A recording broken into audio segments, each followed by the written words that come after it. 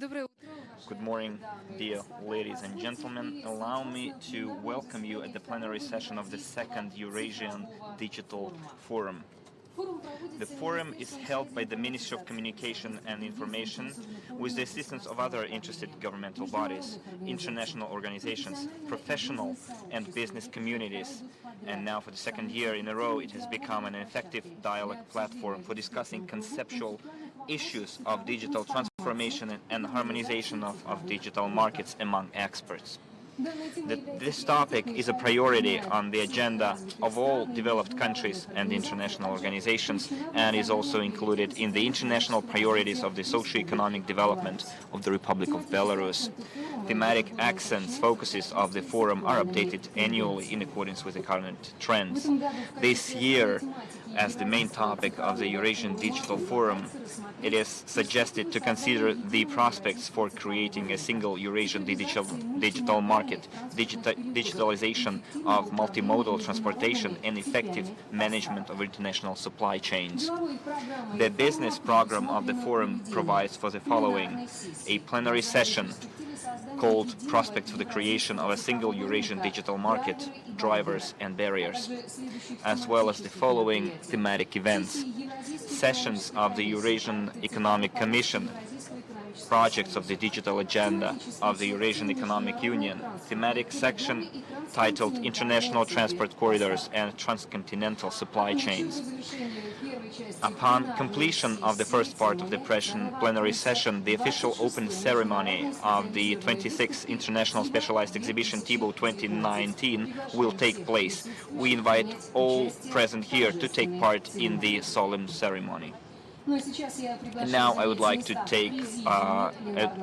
invite the following people to take seats in the presidency of the plenary session: Minister of Communications and Informatization of the Republic of Belarus, Konstantin Shulgan; Member of the College, Minister for Internal Markets, Informatizations, ICT of the Eurasian Economic Commission, Karine Minasyan; Minister of Digital Development, Communications and Mass Communications of the Russian Federation, Konstantin Noskov; President of the National Agency for the Development of the Information Society of the Republic of Korea, Moon Yong-sik;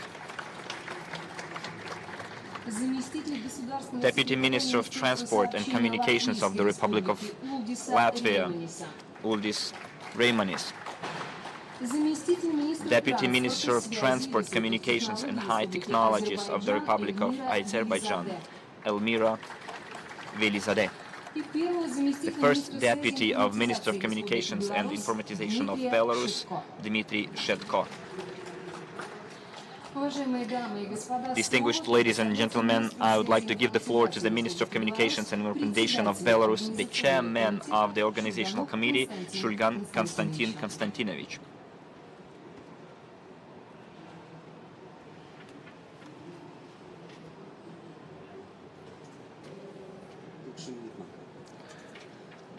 Good morning, distinguished ladies and gentlemen. I would like to say right away that I'm very glad to see you all. I'm glad that the team of people, the community of people who are interested in the Eurasian community, in my opinion, is growing, and hopefully, and I'm sure that it will going to promote active discussion of those issues that we raise, and in finding the solutions that we need at the current stage and presently.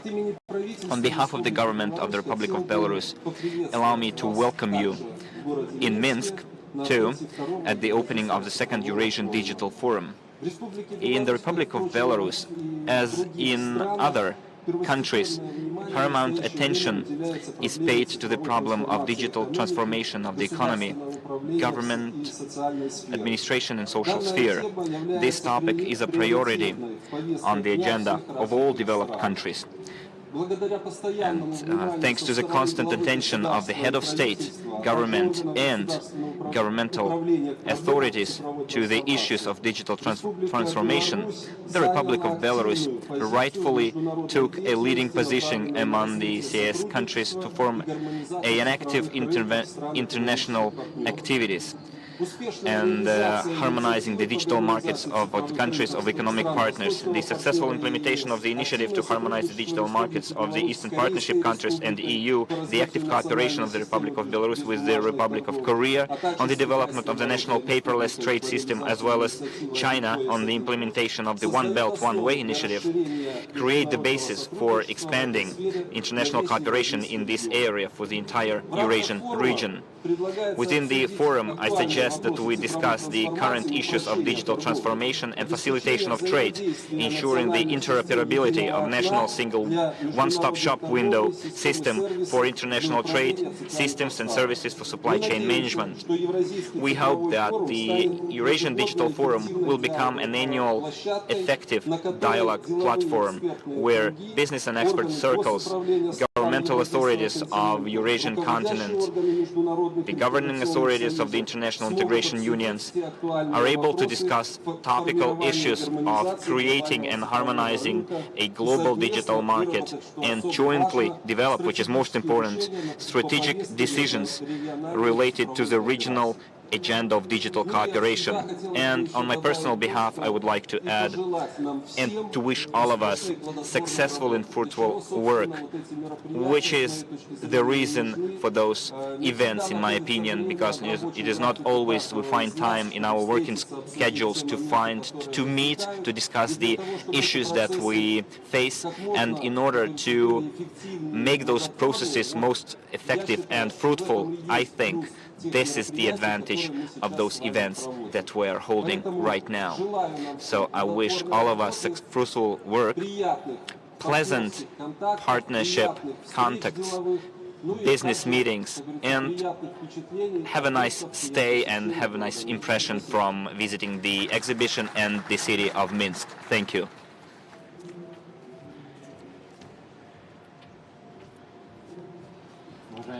Dear ladies and gentlemen and colleagues, I would like to give the floor to the Minister of Digital Development, Mass Communications of the Russian Federation, Konstantin Noskov. Good morning, dear colleagues.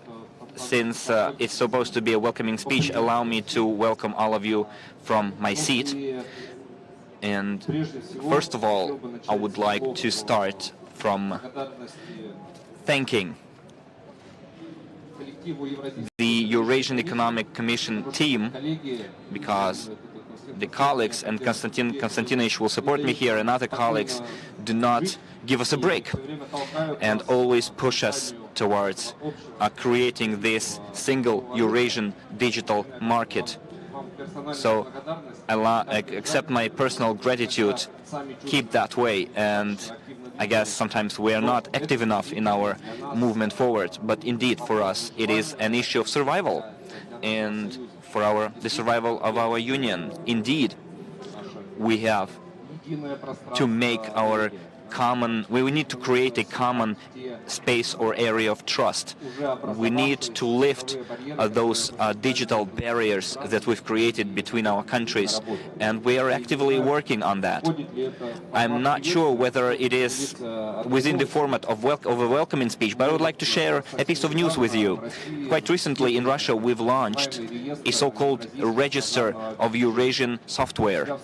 In our country, we've ensured by law the preferences for the developers of software from the countries of Eurasian Union, and the developers that are now in the register of Eurasian software have preferences in the public procurement and in the procurements with the participation of public companies. We're talking about multi-billion market here. Multi-billion-dollar market. For now, we've made this step unilaterally, only in Russia. We have such mode in operation, but I urge my colleagues from other Eurasian Economic Union states to see how it works and to join us, and maybe even bring this initiative up to the Eurasian Union level.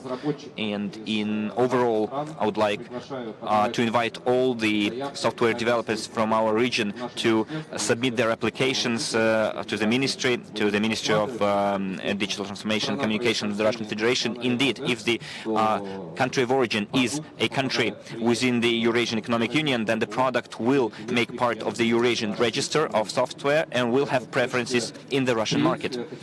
As a welcoming speech, I would like to share this news, and I would like to urge my colleagues to make such pleasant announcements for our companies working in the digital markets of our countries. Thank you. Thank you very much, Mr. Minister. And I would like to give the floor to our next guest, Uldis Raimondis, Deputy Minister of the Ministry of Communications of Latvia. Good morning, ladies and gentlemen. It is a great honor for me to welcome you on behalf of the Ministry of Communication of Latvia at the plenary session.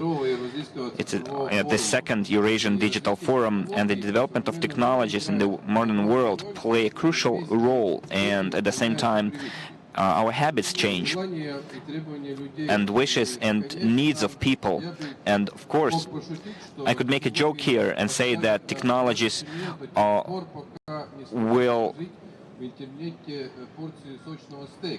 will not replace me until it is able to download a portion of a juicy beefsteak. So for now we're safe. But at the same time we need to realize that we cannot imagine our life the way it was a couple of decades ago. And today it is quite natural for us by one click to obtain a service or order goods from a opposite corner of the world. But at the same time, we experience some dissatisfaction that it still takes a lot of time for these goods to arrive to our door. And I think this concept related to digitalization is present not only in Eurasian but in Europe as well. This issue is a point for discussion, and we should realize that digitalization has a lot of meaning and sense in any format, in any context, wherever and whenever we are. And today, digitalization achieved the highest level of intersectoral influence, which is going to grow in future. Digitalization and closer integration in the common digital market, the digital single market in one of the priorities of Latvia. And I would like to share the experience of Latvia with you to show you our goals and what we're striving for. It's digitalization 5G. And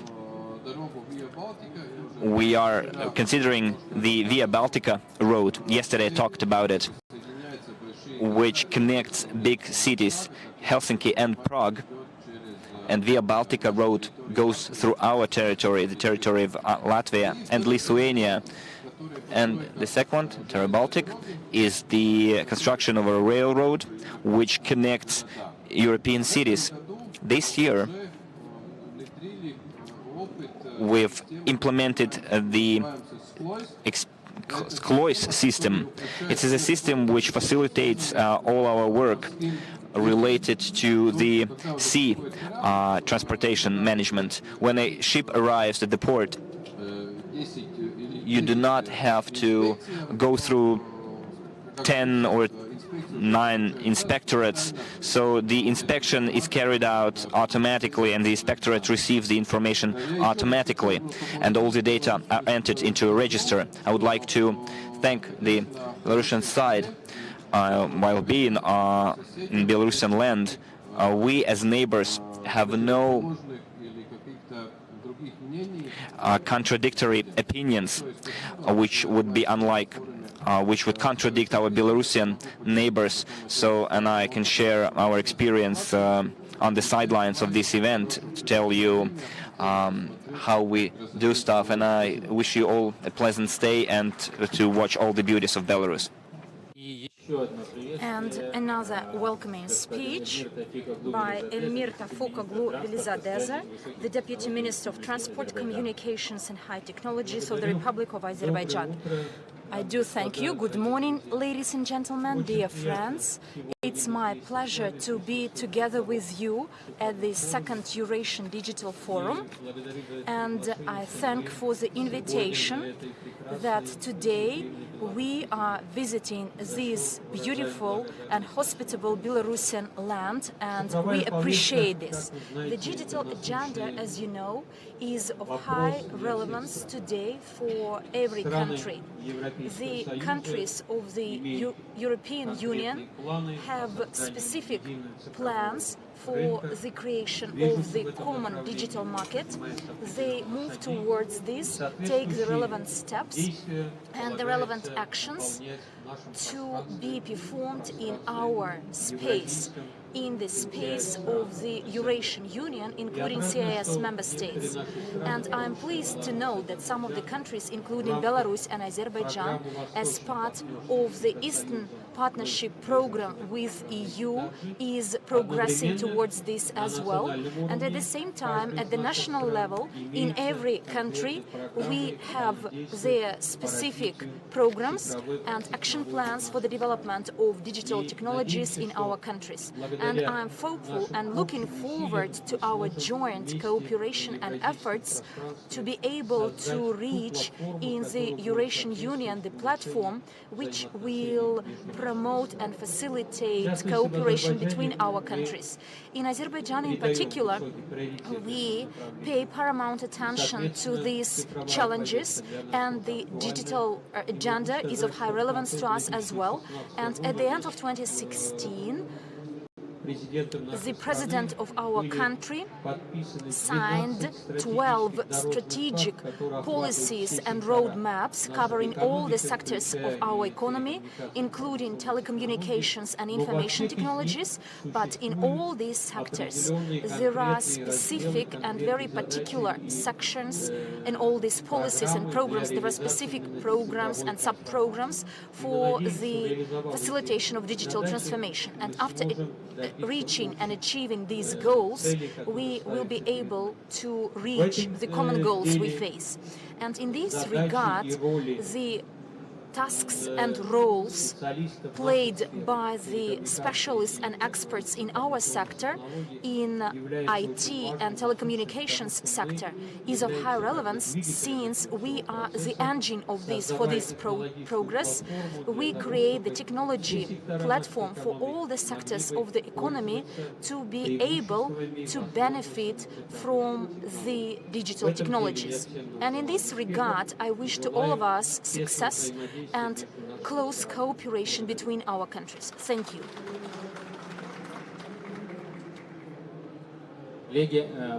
Dear colleagues, now I pass the floor to the speakers, the chairman of the State Committee on Science and Technology of the Republic of Belarus, Alexander Shumilin. Dear Presidium members, dear colleagues, I will try in my speech, welcoming speech, actually to combine it with my speech on behalf of the State Committee of Science and Technology of the Republic of Belarus, and on my personal behalf, I would like to welcome the organizers and guests of the 26th International Forum on Information Technologies, TIBO 2019, and the participants of this plenary session, prospects of establishing the joint Eurasian digital market, drivers and barriers. We were brought together to discuss solutions and technologies which aim to improve our activities in establishing the closer ties between the government and the society by creating high-quality cooperation and collaboration. The international scientific cooperation is one of the most dynamically developing sector in Belarus, and the international cooperation in the scientific activities is the paramount condition for the implementation of the scientific activities in Belarus, which includes energy saving, the agri-industrial complex, industrial technologies, medicine and pharmacy, chemical technologies, bio and nanotechnologies, information and communications and space technologies, the nature use and natural resources conservation, and national security. And it's clear that none of these pillars cannot develop effectively without the cutting-edge technologies in the IT sector. As part of the international cooperation in 2018, Belarus alone implemented 85 joint scientific and technical projects with China, Lithuania, Pakistan, Ukraine, Mongolia, South Korea, Poland, Cuba, Azerbaijan, Vietnam, Armenia, Russia, Kazakhstan, and many other countries. And a part of these projects are actually in the area of ICT development. We have concluded new agreements on the cooperation in this sector with Israel, Latvia, Algeria, Uzbekistan, Moldova, and Eurasian Commission of the UN. And last year there was a collective section and participation at 12 international exhibitions that resulted from the conclusion of contracts with the amount of over $8 billion for technology-intensive products. And today, this exhibit is present at this exhibition. So please, I do encourage you to visit it and see those products of the Belarusian science. As part of the Eurasian Union cooperation, we started a new program, one of them integration of SG, as part of which we will modernize the land zoning technologies as part of the subnational cooperation. So the Belarusian organizations won the biddings in many projects, and as part of this work, the amounts of the technology-intensive products. So actually the budget is $14 billion, and in IT sector, our turnover is over $1.5 billion. And as part of the national scientific programs last year, we created over 1,000 innovations. We constructed 3 new production sites, modernized another 7, and refurbished another 29 sites and facilities. The volumes of the production of innovative products is almost 5 billion Belarusian rubles for last year. What we created in Belarus last year in IT sector, in cooperation with IT sector, we introduced a new production of heavy-duty trucks, BLAs, for almost $200 million, and with our Russian colleagues, BLAs since last year is pilot-free, is operator-free, and can be administered remotely. And Integral introduced the production of new micro-schemes. RNPC of microbiology developed the technology for the commercial production of anti-caviar medicines and drugs, and I believe that one of the engines for the development of the international scientific cooperation is the exchange of best practices and the intergovernmental transfers of innovative technologies. The activization of the intergovernmental exchange and the implementation of the joint programs and projects in the area of scientific IT and the relevant, the appropriate training and retraining of staff, these are the must-to-have. And Belarus, as a member of the Intergovernmental Board on the information, on the scientific information, participates in a number of international projects. In 2018 alone, at the meeting which was held in Armenia, we discussed the issues of the implementation of the and conclusion of the agreement on the creation of the digital market and the dispersed information system and the portal for CIS countries. And as well, Belarus participates in the implementation of the agreement on the creation of the common scientific space of CIS member states, and as part of it, it is a member of the Committee on Scientific and Innovative Activities. And participation in these entities is of benefit to everyone and promotes new forms of cooperation, and we can benefit from the innovative potential of every country. In In Minsk last year, there was an international fund of innovative development for CIS established, and the goal of it is to develop intergovernmental innovative space. And this fund, this foundation, will enable us to develop new technology platform for innovative development and the introduction of innovative solutions. Apart from the participation in different entities, Belarus is also a member in the creation of the International Center of Scientific Information, and in 2018 the meeting was held in Belarus, which brings together a lot of officials and experts of the high level from different countries, representing their projects of national initiatives and international initiatives in the development of the scientific information, and reflect and discuss those issues relating to the development of economy, technologies and education in the member states. Such meetings facilitate the international contacts and the expansion of the cooperation in the scientific sector. I would like to note the participation of Belarus in some innovative IT project implemented under some intergovernmental and international agreements. One of the large-scale programs was the creation of the integrated system of the Eurasian Union, as part of which Belarus developed the national segment for the country, included into the governmental data exchange of electronic documents. The integrated system combined the document flow of 5 member states of the Eurasian Economic Union.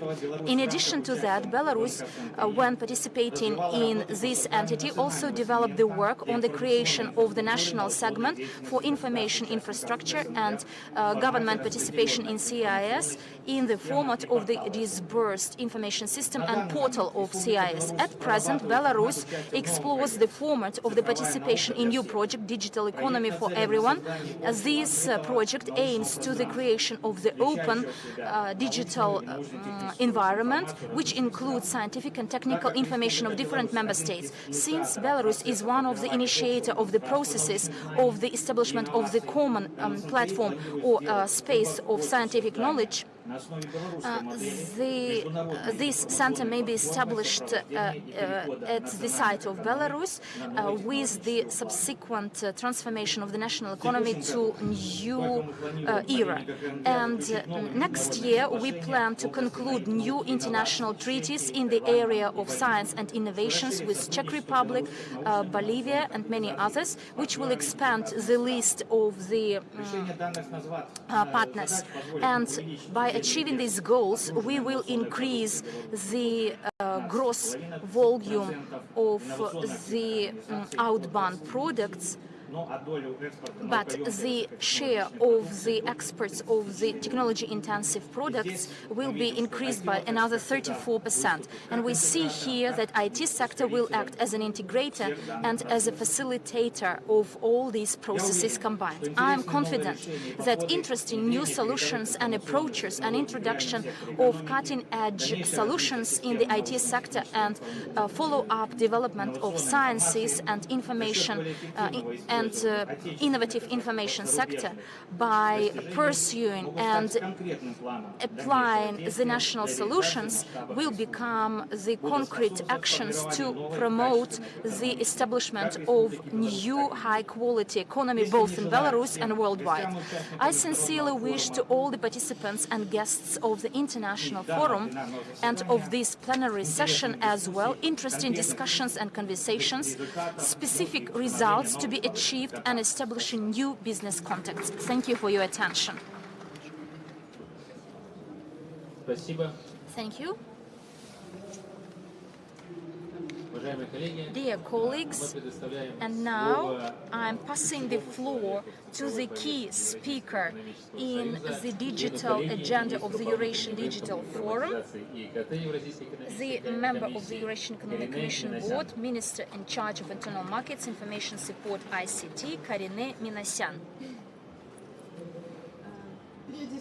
Before I start, dear colleagues, I would like to welcome all of you on behalf of the Eurasian Economic Commission,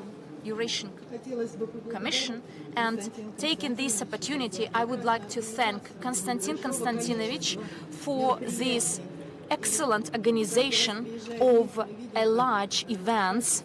And every time I come to Minsk, I see that the quality of these events improves. And I would like to thank Konstantin Yurievich for his nice words and for your high appreciation of the work we do. And in my speech, I would like to continue the discussion I started yesterday about the information ecosystems. So after lengthy discussions, we came to a conclusion that digital systems are the basic organizational unit of digital economy, the main subject that competes in the entire global area. Why is it happening so? Because it is the digital ecosystems that establish the rules of the game, and it is up to our regulators, the regulators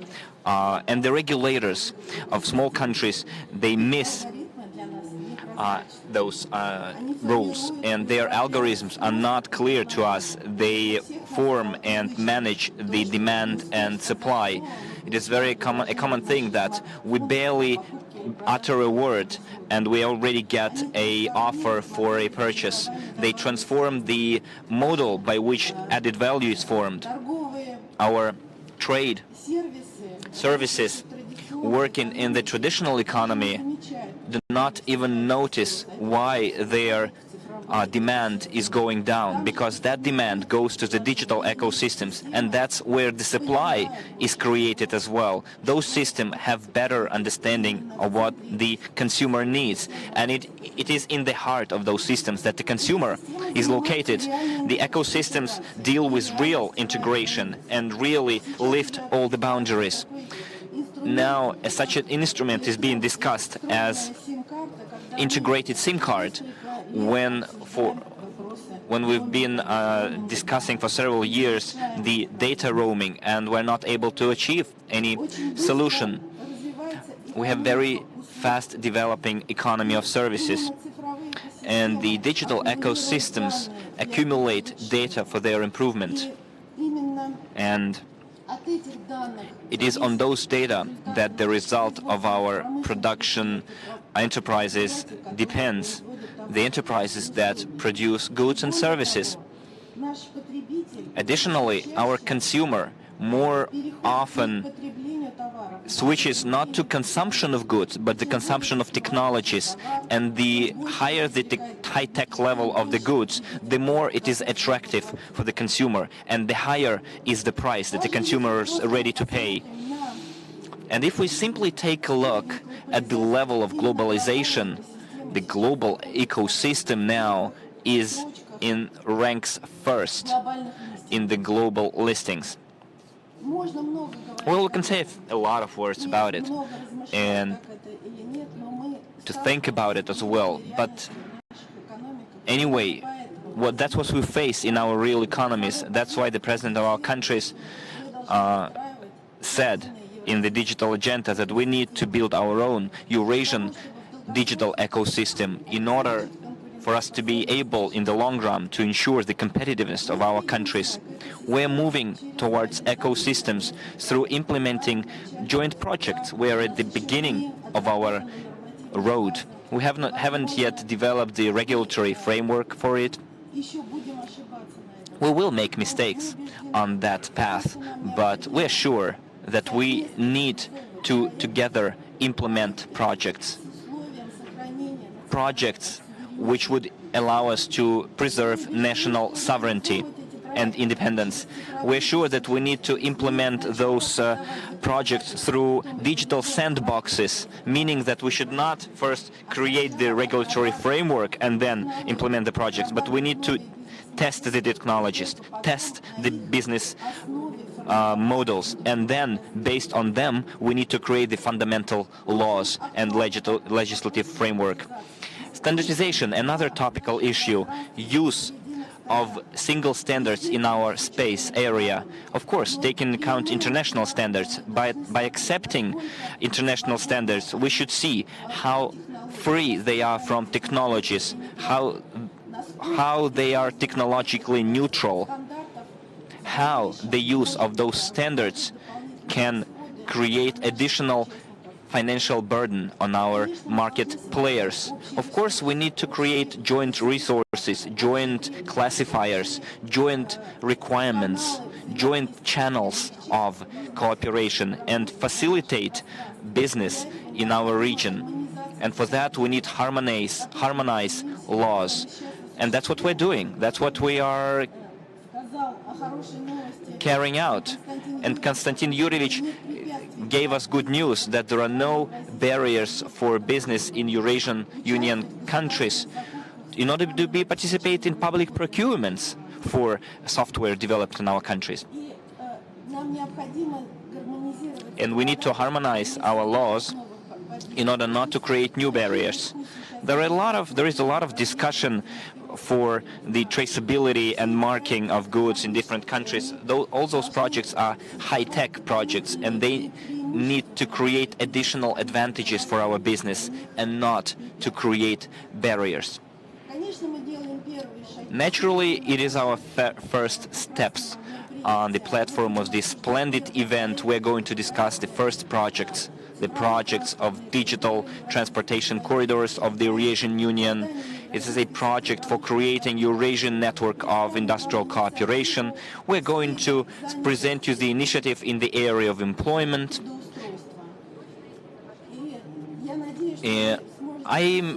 I hope that you'll be able to participate in those discussions of those initiatives, especially specific IT companies that are ready to join those systems, to be integrated in those systems, and to provide services across the entire region of Eurasian Union.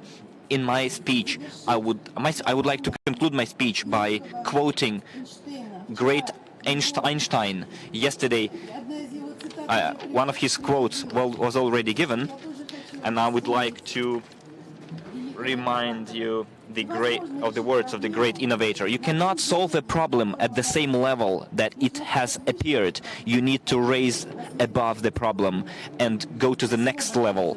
Thank you very much for your attention.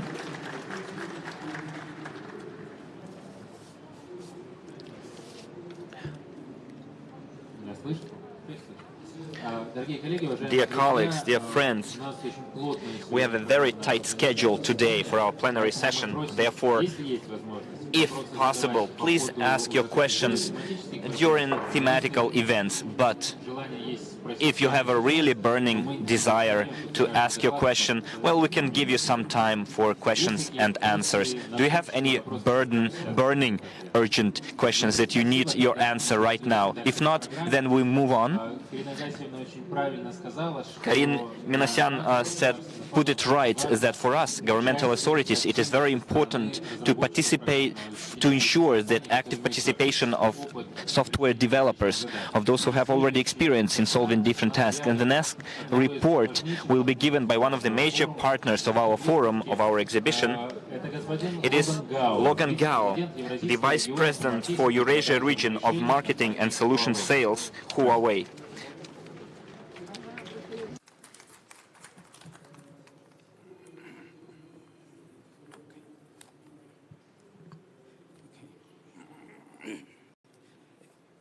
Good morning, ladies and gentlemen.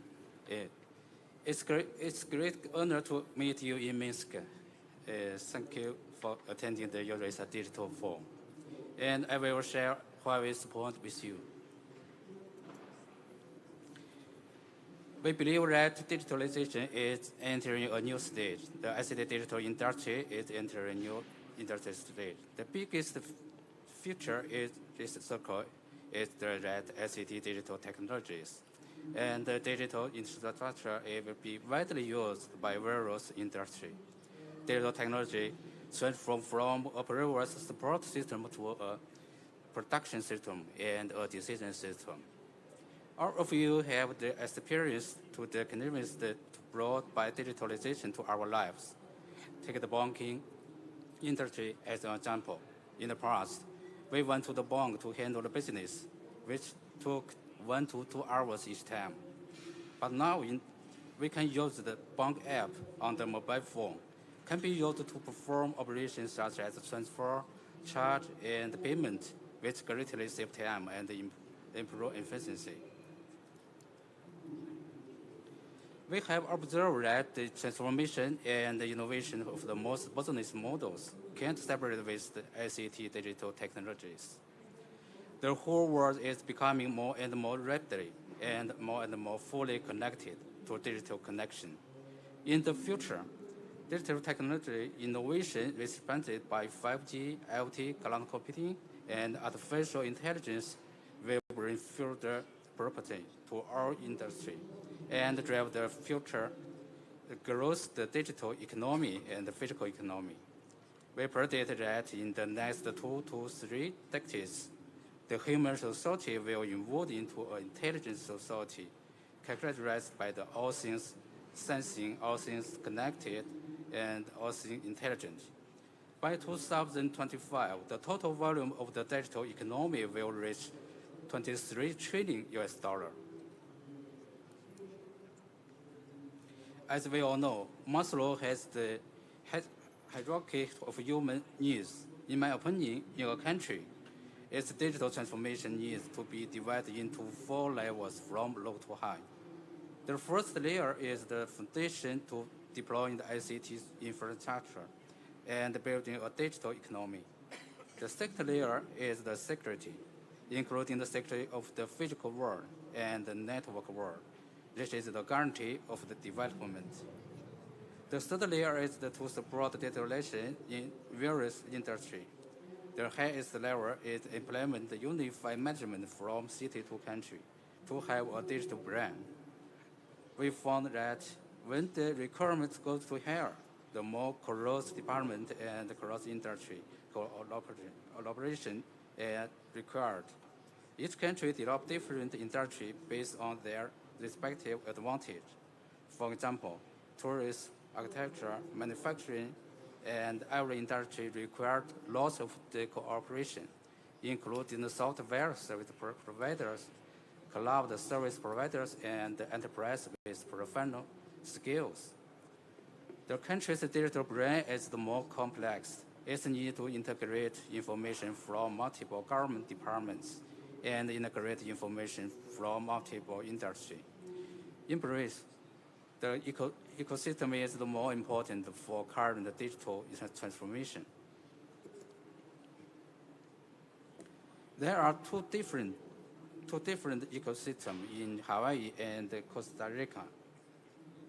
Hawaii is more than 3,000 kilometers away from another continent in the ocean. Animal, plants, or marine life are relatively close in this region. And a new species survived every 2,000 to 3,000 of years. At present, there are only 20,000 species. In Costa Rica, there is no gap between the continents. The ecosystem is open and diverse, and new species are introduced at a pace of 10 times faster than the Hawaii ecosystem. Currently, there are more than 500,000 species in Costa Rica, 25 times that of Hawaii, ranking the top in global biodiversity. Huawei is committed to build the Costa Rica digital ecosystem, and Huawei adhere to the following concepts in the construction of ecosystem. First, it is more important to expand the cake and expand the industry than to expand the own market share. This is the precedent to Huawei to build an ecological advantage in the future. It's also the responsibility of the industry leader. Second, it is the more important to manage cooperation than to manage competition. We work with related partners to deliver more values to customers. Third, benefits sharing are both the driving force of ecology and the result of successful ecosystem. With the support of these concepts, Huawei continues to move forward to build platform and ecosystem.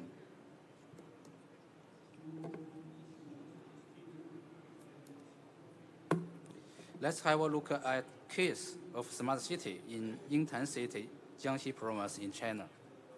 Yingtan is a small city with a population of 1.3 million, an important copper industry based in China. Faced with the difficulties of traditional transformation, Yingtan has accessed new opportunity brought by mobile network, build a smart city, and build a digital ecosystem. In the Yingtan, 37 industries including smart water, smart light, smart parking, internet, and government service, and smart transportation have achieved digital transformation in 18 months. 130,000 terminals are connected. The industry alliance has gathered more than 100 enterprises, and the research institute invests $1 billion a year. The three operators achieved network coverage of 100% in Yingtan. For the government, the smart city of Yingtan has built a model for the construction of small and middle-sized cities in China. This is largely attributed of the policy support and the long-term planning of the government. In 2017, the government launched the Smart New City policy to encourage enterprise to transform and invest, set up 60,000 square meters of the industry park, and set up 3 open labs, and provide a public service cloud platform, encourage enterprise to build an ecosystem, set the broadband network as the basis of smart cities, and set a network coverage and user experience standards.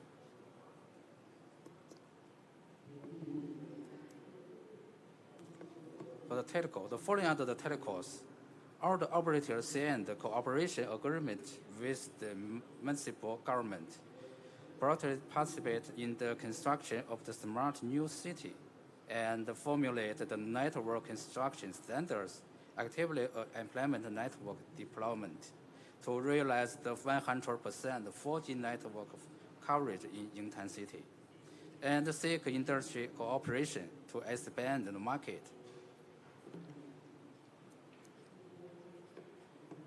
The third, SMEs in the local enterprise actively transforming. In addition, 40 product applications and new business model are launched, and with the investment $1 billion. The development of the smart city in Yingtan actually promote the development of the industry and has built a model for the smart city construction in China for small and medium-sized city. This achievement is largely attributed to the ecosystem. First, the government led the top-level design, introduced for performance policy. Second, operator implemented the network coverage of all the city, including the village. Finally, the local enterprise SMEs are actively transforming and integrating the multiple product solutions. As the strategic partner of Yingtan Smart City, will provide a several solutions from the chip, network, and platform, and help to build an ecosystem alliance. Now in the joint lab, partners can continue improving on Huawei's platform. Huawei adheres to the concept of in-user for Eurasia and has been focused on the ICT infrastructure consumption and has become the contributor to the digital transformation of Eurasia. We advise to accelerate digital transformation. It is recommended to consider the following concepts. The government planned the blueprint for smart city and build an ecosystem cooperation system and optimize the achieved and effective policies. For example, in the various network, it is recommended that GSM UMTS spectrum is neutrality to maximum the value, simplified for the SAM from 6 months to 3 months, reduce the set radiation level to the Eurasian level, and change the existing spectrum charging mode to reduce the cost to support digital transformation. Implement universal service and set up the cooperating standards of coverage and qualities. For the telco, strengthen the contribution of fixed broadband and mobile broadband network to ensure our users' experience. Collaborate with the enterprise to enable new service. For the enterprise, quickly embrace the digital transformation by new technologies innovating, cooperate with the ecosystem partners in the industry to achieve win-win business. While we will join with government, telco, and partners in the accept of ICT infrastructure contribution, technology innovation, and ecosystem innovation. Our vision and mission is to bring digital to every person, home, and organization for a full connect, intelligent world. Thank you very much.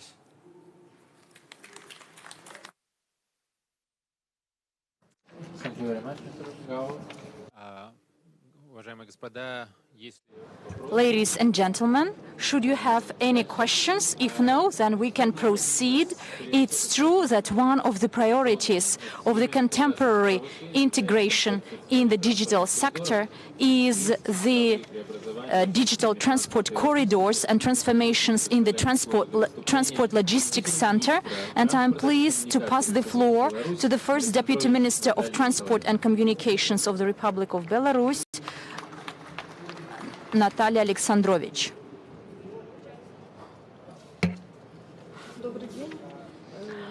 Good afternoon.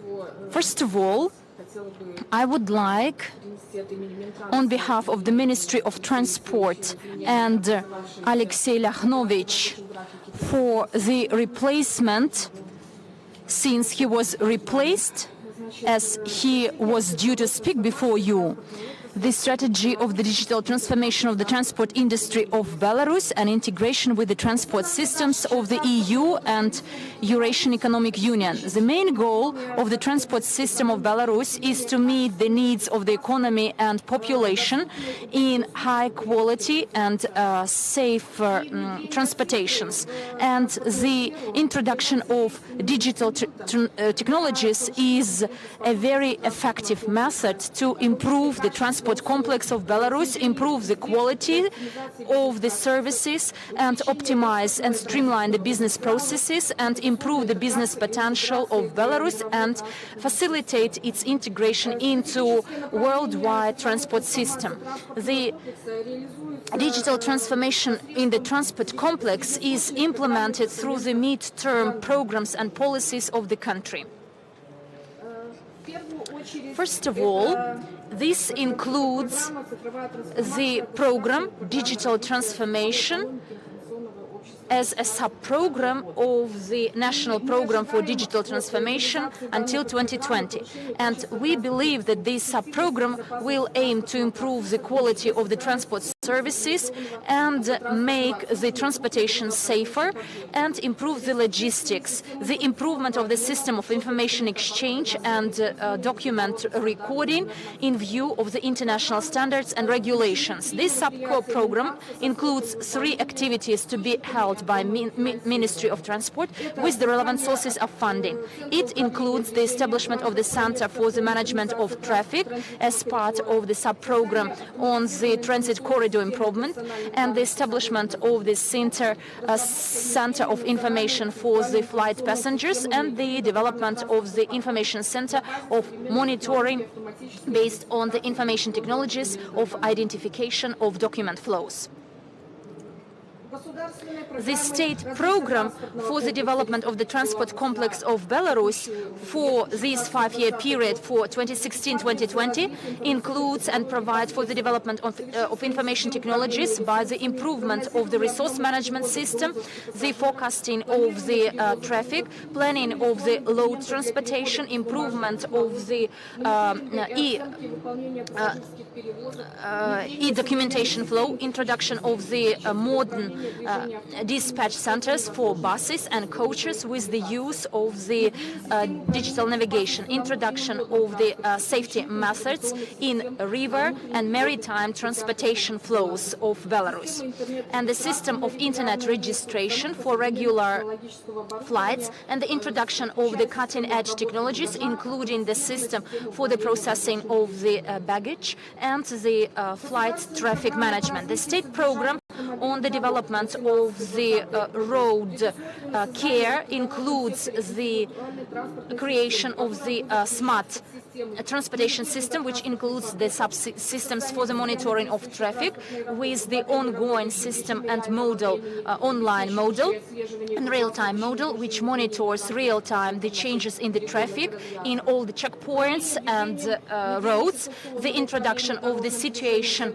management regulation in view of the information received from different systems, and the information of the passengers and the drivers about the situation in the roads, and the system of the dynamic load weighing for weighing those vehicles which go along the Belarusian roads.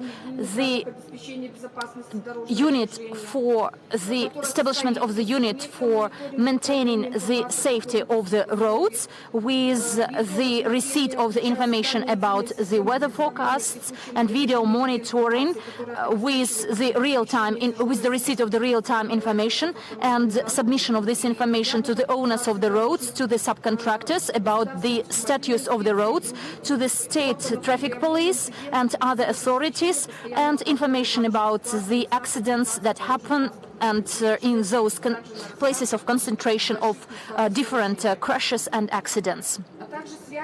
And the connection by the exchange of information through the common telecommunication system, which will enable and promote the functioning of this safety system to meet the benefits and needs of all the participants of the traffic. This system will be firstly introduced for first class or first category roads, and then in the Republican roads and highways.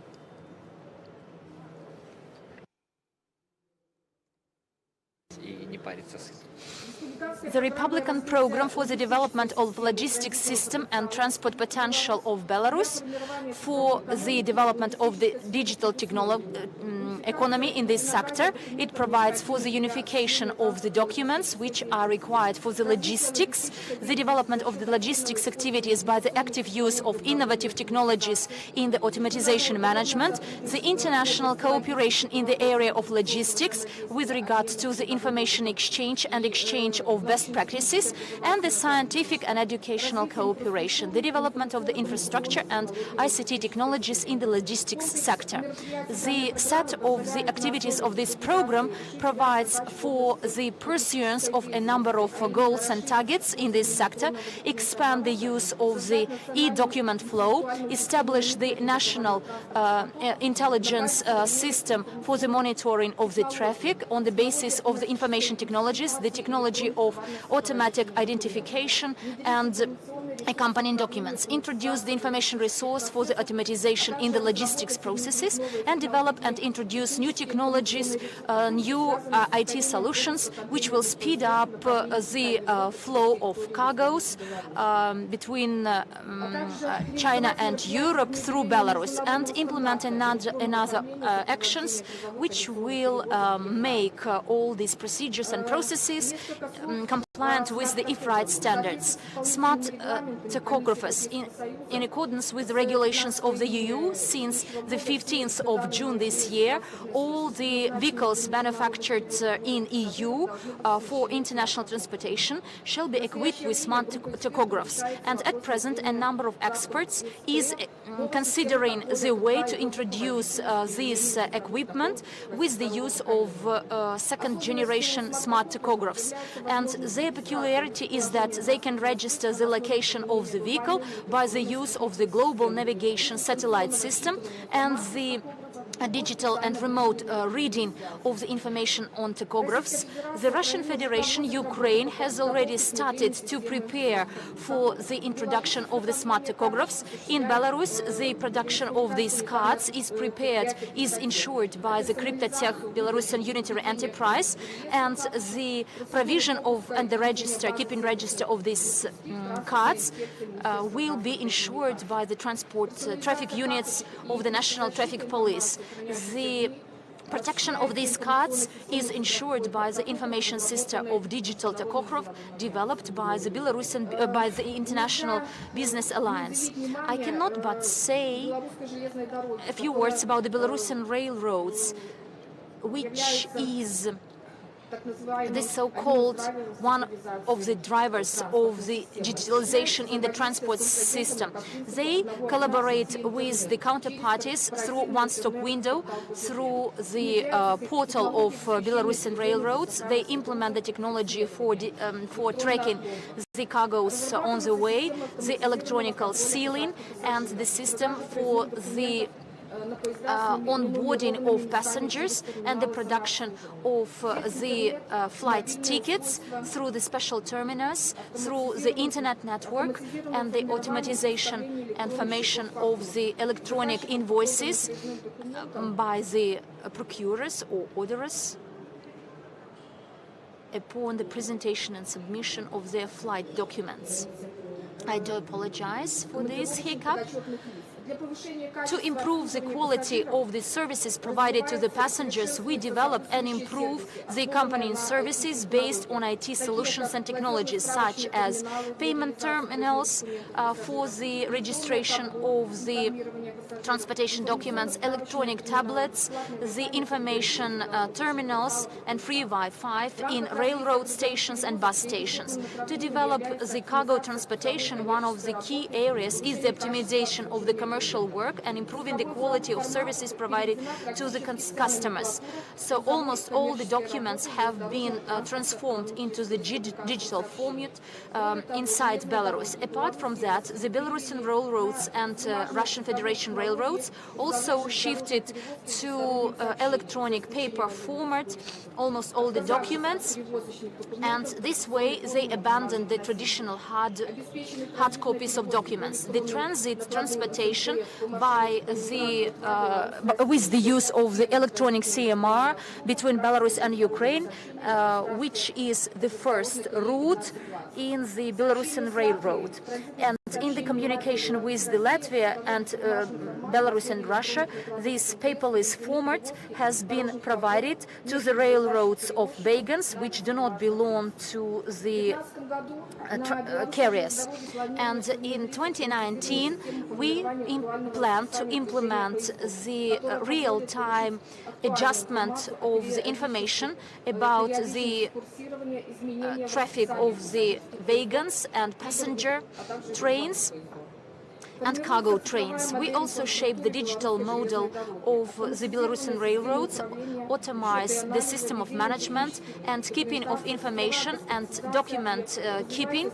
We develop the system of diagnostics and monitoring, the withdrawal of information from information systems and technologies real time. And in conclusion of my speech, I would like to note that the work implemented in Belarus for the digital transformation of the transport sector provides precondition for its integration and aims to its integration with the transport systems of the EU and the Eurasian Economic Union. And it shall have a positive impact on the quality of transportation services and safety of the transport services. This is the end of my speech. Thank you for your attention.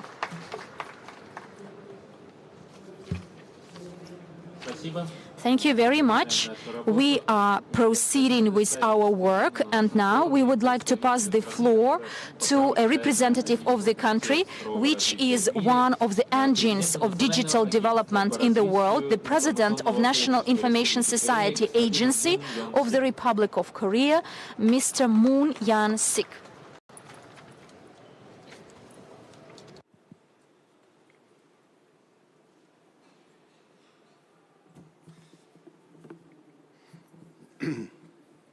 방금 소개받은 한국 정보진흥원의 문용식입니다.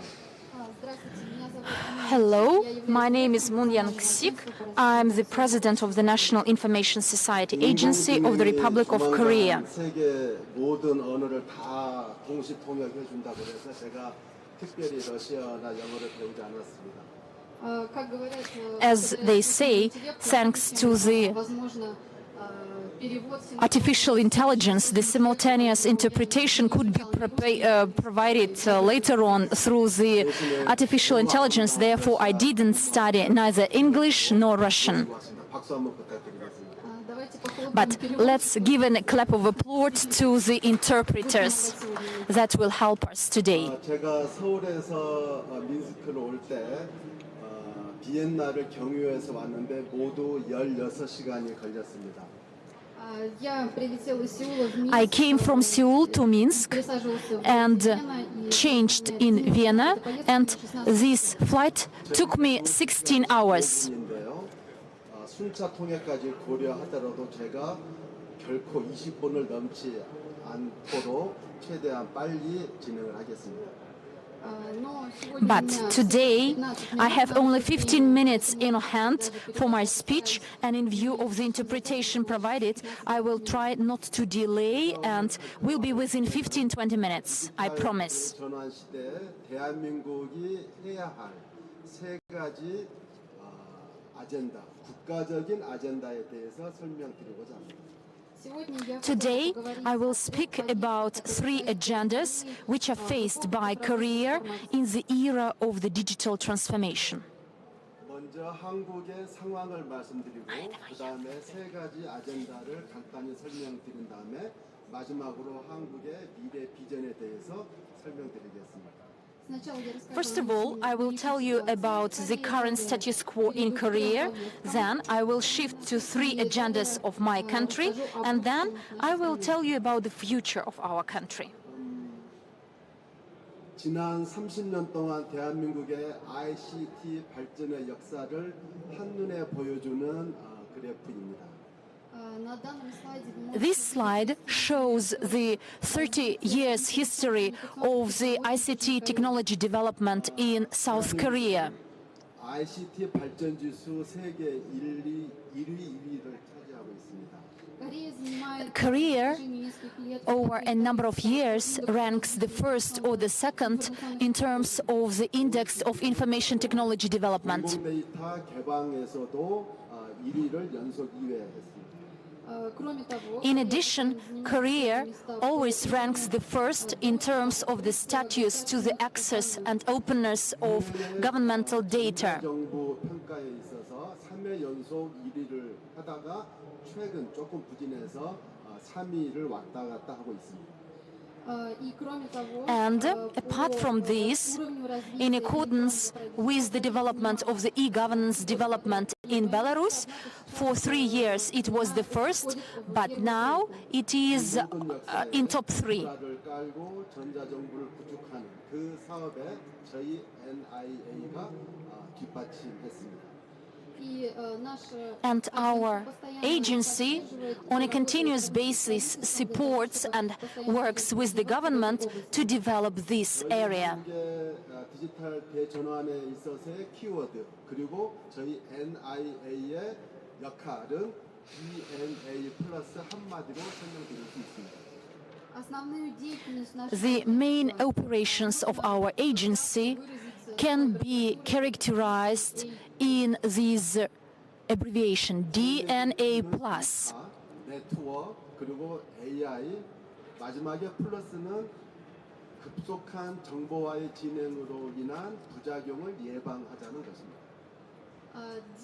D stands for data, digital data, and stands for network, digital network, A, artificial intelligence, and plus adverse effects and negative implications which sped up, so the speedy society digitalization. This slide shows the data about the digitalization of South Korea. 전 세계의 디지털 진화 지수를 발표했습니다. In 2017, the Tufts University presented the Digital Evolution Index score of our country. 디지털화 지수는 세계 7위로서 굉장히 훌륭합니다. And South Korea in this index ranks the 7th. This is a very good indicator. 디지털 모멘텀 지수를 보면 최근 8년 동안의 발전 속도를 나타내는 것인데 거기서는 43위로 매우 부진한 실적을 보이고 있습니다. Whereas in the right you can see the digital momentum growth rate of digitalization over the 8 years, and here Korea ranks only the 43rd. 매우 우수한 성적을 냈지만 최근에 그 성장 속도가 둔화되고 있다. 한마디로 디지털 정체국이다 하는 평가를 받고 있습니다. It could be explained as follows, that for over 30 years, Korea was developing very fast, but now it is stagnating. It is lagging behind other countries in terms of the digitalization pace development. 두 가지 대전환의 직면에 있습니다. Here, Korea is at the crossroads of two large transformations. 한국은 아시다시피 남과 북으로 분단된 국가입니다. The first one being geopolitical transformation. As you know, South Korea is split into two parts, the South and North Korea. 북이 전쟁과 대결을 해왔고 그리고 북한과 미국이 핵 미사일 문제로 심각한 갈등을 겪고 있습니다. And throughout 70 years, we were at the state of confrontation with the North Korea, and there is another problem of nuclear weapons which are owned by the North Korea administration. 지정학적인 대전환의 과제입니다. And therefore, the transformation from Cold War and confrontation to the era of peace and cooperation, this is the core of the geopolitical transformation in our country. And the second dimension of our transformation is digital transformation. 대한민국이 하고자 하는 세 가지 주요 국가 아젠다를 설명드리겠습니다. And now I will tell you briefly about three national agendas pertaining to these digital transformation aspects. OECD에서는 디지털 대전환을 단 한마디, 고잉 디지털이라는 한마디로 표현하고 있습니다. The OECD member states call this digital transformation as based on digital data, going digital. 경제, 사회 모든 측면에서 디지털로 가자는 것이죠. This transformation means a shift of all the sectors, the social, economic, and societal. 공유, 그리고 디지털 가버먼트, 그리고 오픈 사이언스와 오픈 가버먼트의 정신이 배경에 놓여 있습니다. And the core of this transformation is data access and sharing, digital government, open science as well. 이에 따라서 대한민국은 첫째, 경제적인 측면에서 전 세계에서 데이터를 가장 빠르게 그리고 가장 잘 안전하게 사용하는 국가로 만들고자 합니다.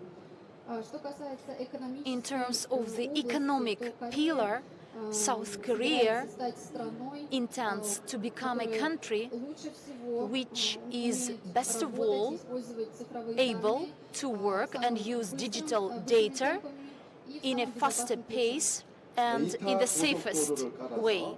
혁신 성장을 이루고자 합니다. We want to achieve digital innovations by creating the digital highway. 국가를 디지털 가버먼트로 혁신하고자 합니다. Then our plan also include transformation of the government and the state, which are the basis of the development, to turn it into the digital government. 발전시켜서 디지털 가버먼트에서도 세계 1등 국가를 만들고자 합니다. We also want to achieve a high-level development of the digital government and reach the highest rankings and positions in the relevant ranking. 전 국민의 디지털 시민 역량을 높여서 디지털 포용 국가를 만들고자 합니다. Then we also plan to improve and reach the highest level possible the digital capacity or the digital capacity of all our citizens, and this reaching the highest level of informatization of our society. 국가, 사회 세 가지 축이 완벽하게 잘 종합적으로 진행되어야 성과가 있으리라고 생각합니다.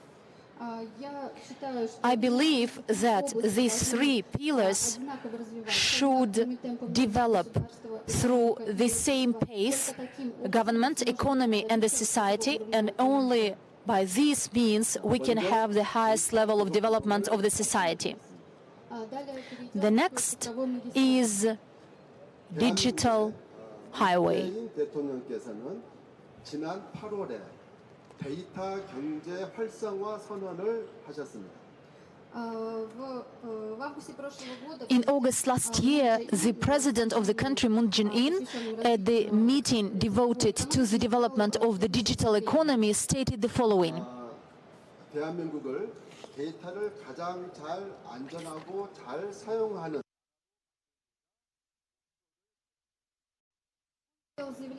He said that our major goal is to make South Korea the most developed in terms of the internet and in terms of the use of the internet. And he proposed to construct a digital pipeline in the era of digitalization. 데이터를 잘 활용해서 모든 산업과 사회의 혁신과 새로운 서비스를 만들어내는 것을 말합니다. And it means that South Korea will become a country where data will use as a catalyst of the development of businesses and services. 생성과 유통과 분석, 활용을 통해서 이루어지는 경제를 일컫습니다. And our economy will turn into the economy where data will be created, disseminated, analyzed, and used in the safest way and in the fastest way. 데이터 경제는 데이터를 활용해서 각 산업과 사회가 만들어내는 새로운 생산성, 부가가치까지를 아우르는 개념입니다. And this digital economy will create and facilitate further development of all other sectors and industries. 경제의 동력, 혈맥은 시대적으로 크게 변했습니다. The arteries and veins of the South Korea economies constantly changed when different eras changed. 인프라로서의 물리적인 고속도로가 경제의 혈맥 역할을 했습니다.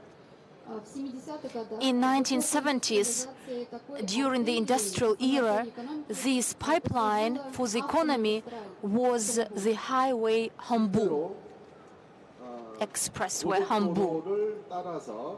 산업 단위가 만들어지고 수출 항만이 생겨서 산업화의 기적을 만들어냈습니다. And due to the construction of this highway, we managed to reach the high level of the development of the economy and industrialization of the society. 90년대 초 정보화 시대의 초입에는 네트워크 인프라를 구축했고 이게 경제 성장의 원동력이 되었습니다. 20 years ago, early 2000s, in the information era, we managed to construct the information superhighway, which became the backbone for our economy. 전국에 깔린 초고속망, 즉 정보 고속도로의 힘으로 대한민국은 IMF의 위기를 극복하고 수많은 벤처 기업이 생기고 삼성전자 같은 국제적인 기업이 등장했습니다. And thanks to the construction of this highway, superhighway network across the country, we managed to reach the high level of development and to combat the financial crisis. And we got in our country such large companies as Samsung. 이제 새롭게 데이터 고속도로를 깔고자 하는 것입니다. And now, after 20 years passed, we plan to construct the digital pipeline. 유통, 분석, 활용까지를 전체의 생태계를 만들어내는 것입니다. It means the construction of the common ecosystem where data will be created, disseminated and used. 저희는 AI 데이터 경제 5개년 계획을 이미 세워서 착실하게 실천하고 있습니다.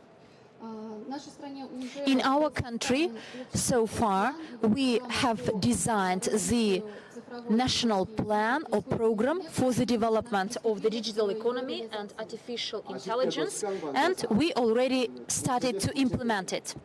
전략은 생략하겠습니다.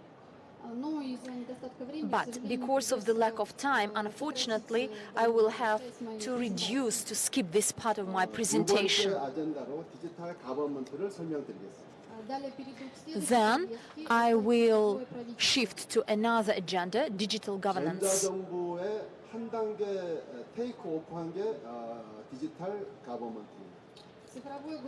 Digital government is the next stage or phase after the e-government initiatives.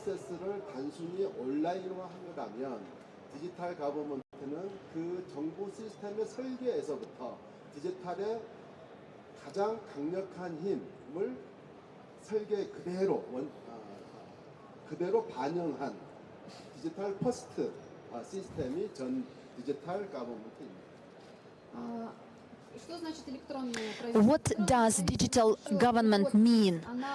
Digital government transforms from the analog-oriented approach to online business processes, but digital e-government is different from digital government, is that all the processes in the government will be run digitally. 그래서 설계부터 디지털로 하자는 원칙, 그리고 국민들에게 통합적인 서비스를 해주고 플랫폼으로서 기능하는 게 디지털 정부의 기본 특징이라고 하겠습니다.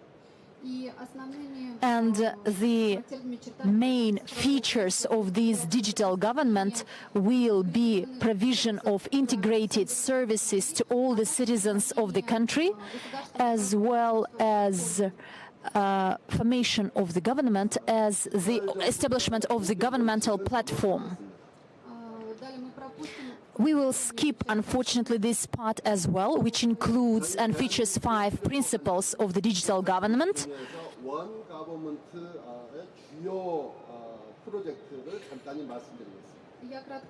I will briefly tell you about the next project implemented by my state, which is called One Government. 부처 간의 장벽이 없어지면 국민들한테 요구하는 서류는 없어집니다.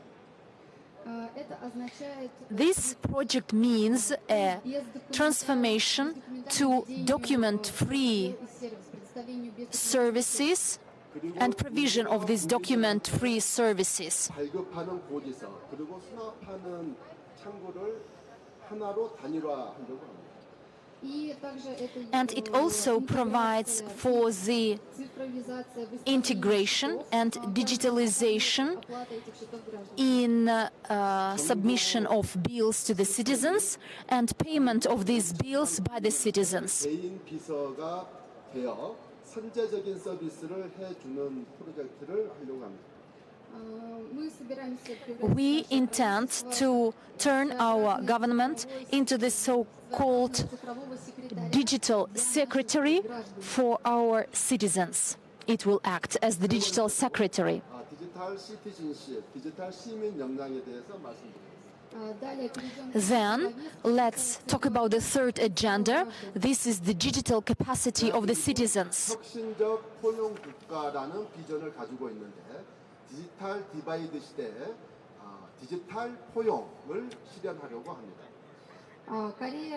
South Korea in the near future will become all-inclusive government for reaching the highly innovative growth without any abrupt gaps in this sector.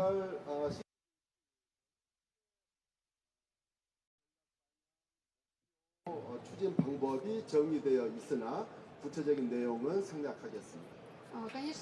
And indeed, this program on the development of this digital capacity includes its strategy, target and methods, but we will skip it as well. 국민이 디지털 세상을 살아가는 기본 소양과 능력을 높여주자는 것입니다. Briefly, in a nutshell, it includes improving the skills of the citizens living in the digital society to fully exercise their rights and duties. 국가 아젠다를 실천해서 대한민국의 꿈꾸는 미래 비전에 대해서 간단히 설명드리겠습니다. Now, I will briefly tell you about our vision of our country as a country of platform and our prospects of becoming such a country. 미래를 보려면 한국으로 와라, 한국을 봐라라고 기사를 썼습니다. Quite recently, The Guardian newspaper published an article where you can read that if you want to see the future of digital innovation, please come to Korea. 성공한 서비스와 제품은 세계에서도 성공한다고 알려져 있습니다. Worldwide, it is well known that South Korea managed to reach the successful development in digitalization sector. 인프라와 기술력을 바탕으로 세계에서 가장 깐깐한 소비자 국민을 가지고 있습니다. In our country, we enjoy the high level of development of the infrastructure, technologies, which all the citizens of our country can use. 디지털 시대 글로벌 디지털 플랫폼 국가가 되고자 합니다. And in future, our country plans to become a country, platform country, or a country of the global digital special zone. 전 세계 기업들, 인재들에게 세계 최고의 인프라와 기술력을 제공할 것입니다.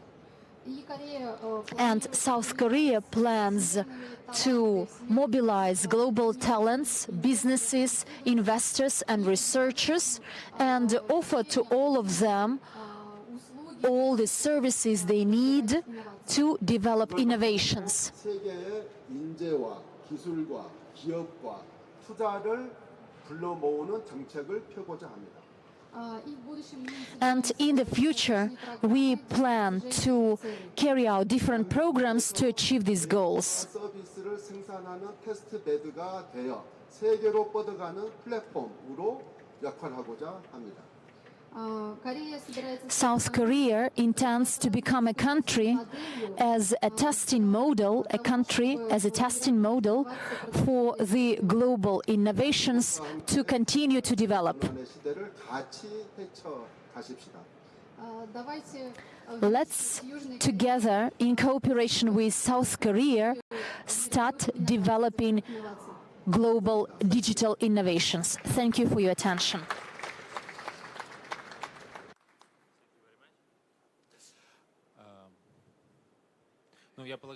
Well, I suppose that the Korean experience would require a whole session to tell all about it, but I suggest that I hope that our Korean colleagues at our events of our forum at the exhibition will be able to answer your questions and about those educational programs that they are implementing for the Eurasian Economic Union countries as well. Very valuable experience, but let's go back to Belarus and give the floor to the representative of a neighboring country, our important partner, the chairperson of the Observatory Council, the president of the joint company, the vice president of Fiat Ukraine, Oleg Platonov.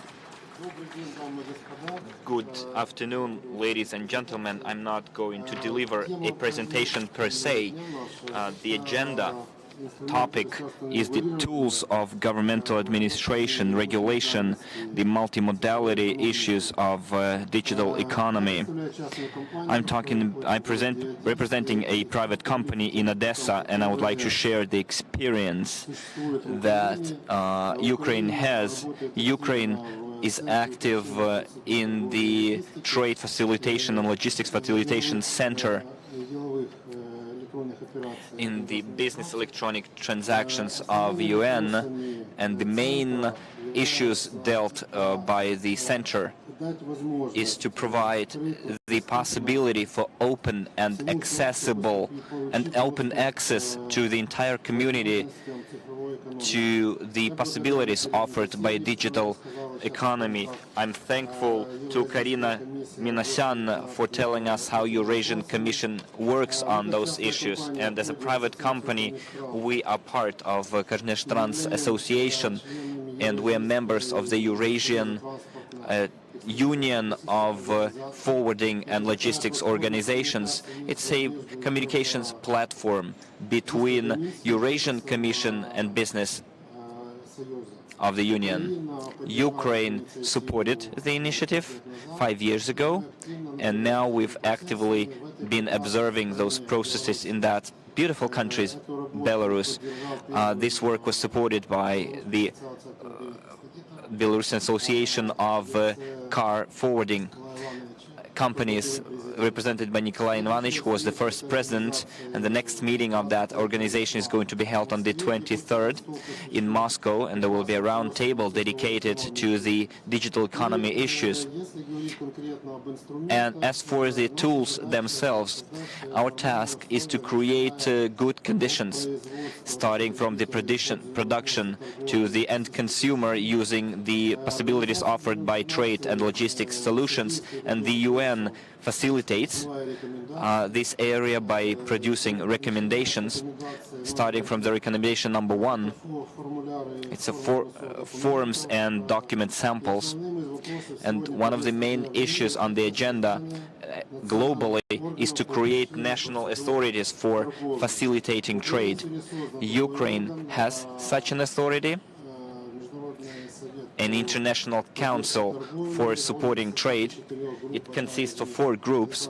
One of them is to ensure facilitation of procedures. A strategy was developed. We have created one product which has been recognized, which is designed to do away with the corruption in customs. So an information system of port community was created, which combines more than 1,204 users. We're talking about all ports of Ukraine. As for the traditional and innovative methods, unfortunately, 2% of the market players are still using traditional method, and 98 market players opted for innovative methods, and the information system of the port community allowed us to reduce the paperwork from 53 to 11.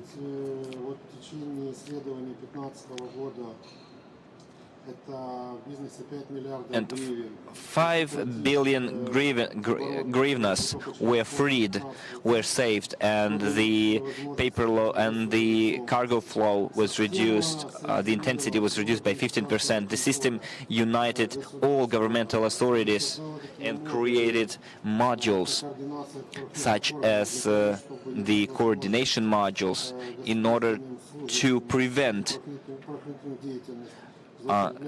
misuse of power by law enforcement authorities, or abuse of power by customs officers and police officers. And as a result of this, now the time spent for paper processing was reduced from 6 hours to 15 minutes. But not everything is quite as simple as that. This system has opponents. We have a anti-monopoly committee working for 5 years to see whether this innovative service, a monopoly service, and for 5 years we've been debating whether. So the main tool of the government, the main feature of the government should be openness. The government should provide equal opportunities to all players, and this is one of the elements of the trade facilitation agreement. And the government has to place the necessary, inform the public about the current laws and rules, so that all market players are up to date. And innovative products, unfortunately, are always monopoly, because an innovative product is a product that was not on the market before. Usually it's startups, and I guess South Korea all the time experiences this problem, because you're always in this risk. And the second thing is that the government should treat very carefully to the issue of creating a risk analysis system in the business area. And this entire system is regulated. As far as the logistics is concerned, there is a good experience accumulated by the Trade Customs Organization, who is working very seriously on it. And the further foundation for those relations should be an agreement on public-private partnership. And today I heard a new phrase that the priority is going to be given to public institutions. Well, public enterprises established on the base of state ownership. I don't think this is the correct road to take, because only public-private partnerships will allow you to free public money in order to take it away from that particular area. The government should support the political interests of the society and to satisfy the needs of society. On Ukrainian example, as we can see now, unfortunately 2 times over the recent years, we had the same result. When the state competes with business, there is a revolution. And those revolutions, unfortunately, do not always end successfully. And since today's global development trend is sustainable development of community, of society, so in order to ensure sustainable development, the government, the states need to show to the society their strategy to distribute or reallocate the classification of services. The society needs to clearly understand what is a public service provided using public money. South Korea showed us a presentation, and let's say Ukraine is not ready today for the high level of digital development. Therefore, we're talking about analog, traditional method. But it doesn't mean that conventional methods should be employed by the public as well, by the state as well. So if the society does not want to have their data processed at the first line and transform it into digital data and wants to work with document, then the society should be able to provide some kind of a document to the state. The central authorities should strive towards creating a digital space and enter that data into the system, so that the system is able to control processes. The best methods of facilitating the procedures is strict total control. Unfortunately, we're not talking about the Soviet era control, when everyone was under control and everyone wanted to check everyone. It's a tool-based control, which using high technologies does not upset citizens,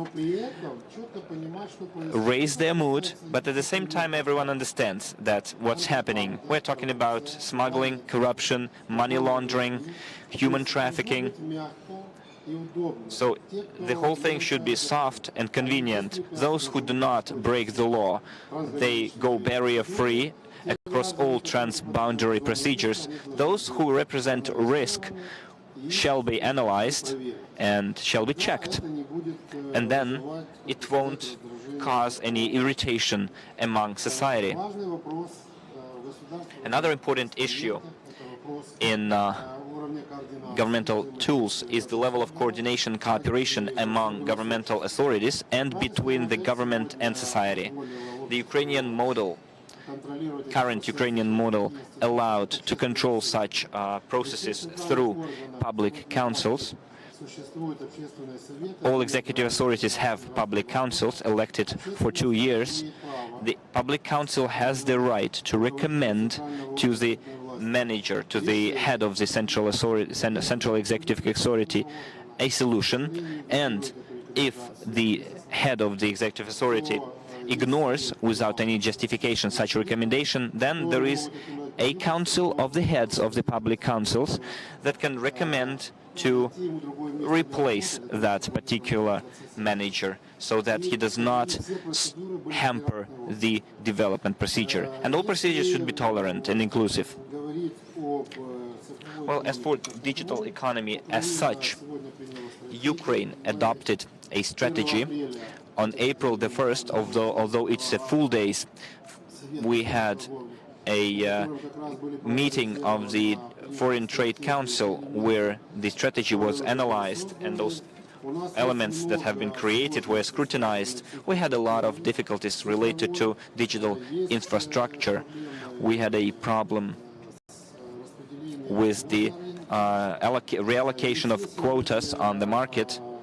Not everyone, not all players at the moment are ready for the competitive environment, and the Ukrainian paradigm today is to switch from bad competition to real partnership. The digital market is very sensitive. A lot of products, applications have been created, and it is very important that public institutions stimulate the growth and provide an opportunity on a tender base to come to the creation of global products which would be able to cooperate and which would not entail spending additional money on creating a competitive product in place of already existing and successfully operating products on the market. So we're talking about the creation of new products which could supplement each other and would enable end users, would enable them not to buy constantly new things, but to buy things that are better, that are improved, in order not to waste time, because we are already running out of schedule here. I'm ready to talk to all people who are interested in talking with me on the sidelines of this event, and I would like to draw your attention to the fact that the Center for the Facilitation of Trade Procedures and Electronic Business Transactions of the UN is the global library of data, open library, where all interested participants or participants interested in the development of those processes can access this library.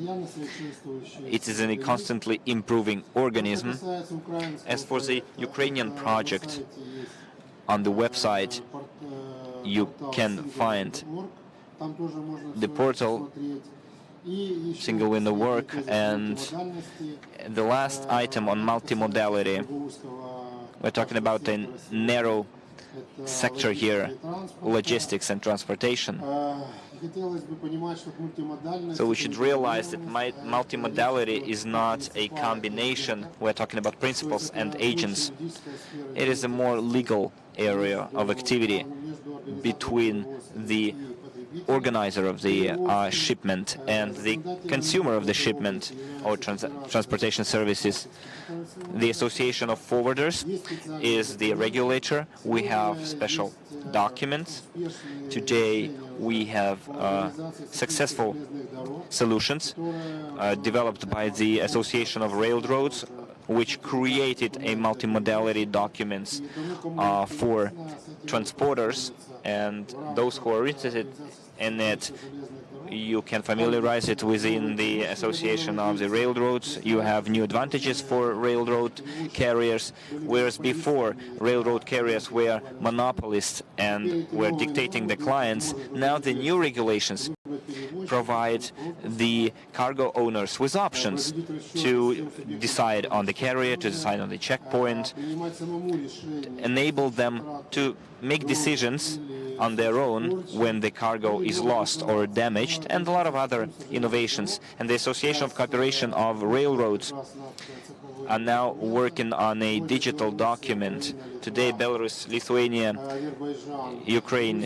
Azerbaijan and Georgia are paying particular attention to that.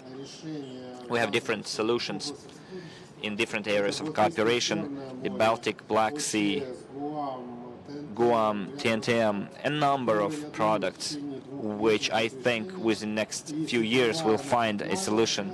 And the digital bill of lading, or CMR. So when I'm saying digital, we're not talking about a PDF copy of the paper document, but purely digital entry, which allows us to save a lot of time and space, which we digitally secure that entry with a digital signature. It's not common for Europe.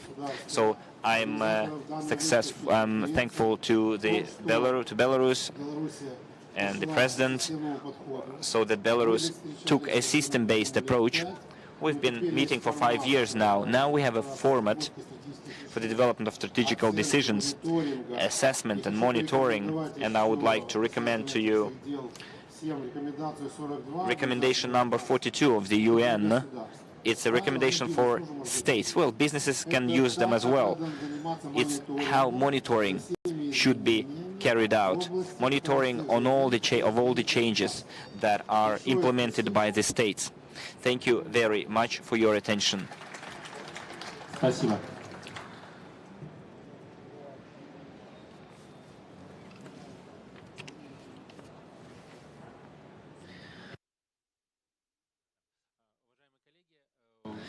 Dear colleagues, unfortunately for us, I have to ask Konstantin Konstantinovich and our colleague to move on to another event where a memorandum will be signed between two ministries, and we will continue our work as planned. So I wish you success. Now we continue our work, and I would like to give the floor to the head of the Permanent Representative Office of the International Union of Automobile Transportation, Dmitry Cheltsov.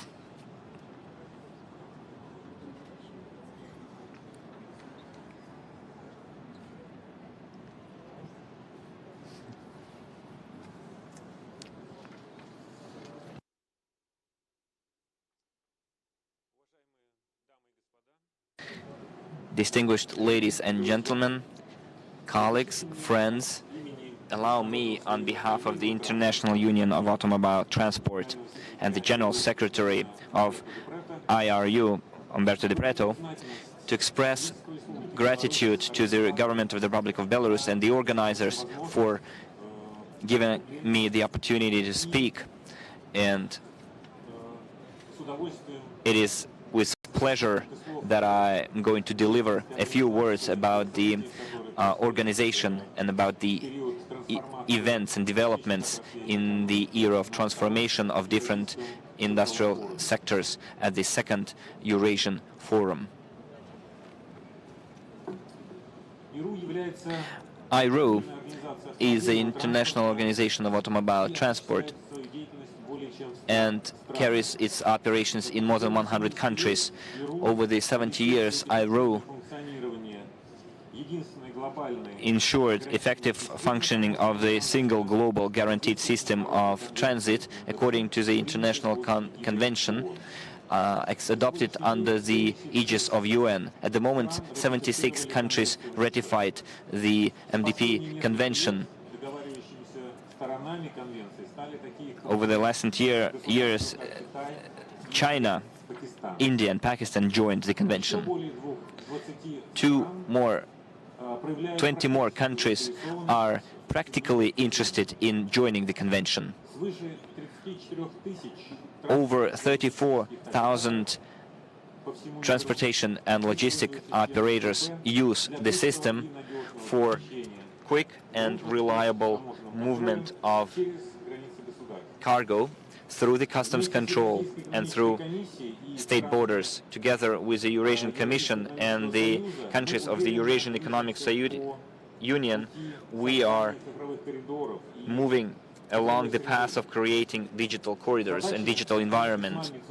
We have very ambitious tasks to increase the efficiency of use of the transit potential of the countries, and switching to the digital format of interagency cooperation, the interaction between cargo owners and carriers, subject to ensuring proper control from the relevant governmental authorities. Great contribution into the formation of a legal framework for the digital transformation in the area of international transformation is made by active participants and international organizations. In February 2019, the ministers of Europe and Asia adopted a resolution on the Committee of Internal Transport of the European Commission on the strengthening of cooperation and integration in the area of automation and digitalization of transport. The document talks about the support of technologies up until 2030. In my report, I would like to say a few more words about the work carried by the countries in order to bring the main UN tools into digital format in the area of procedure facilitation. We are talking about the Customs Convention on the International Transportation using the CMR booklet and TIR.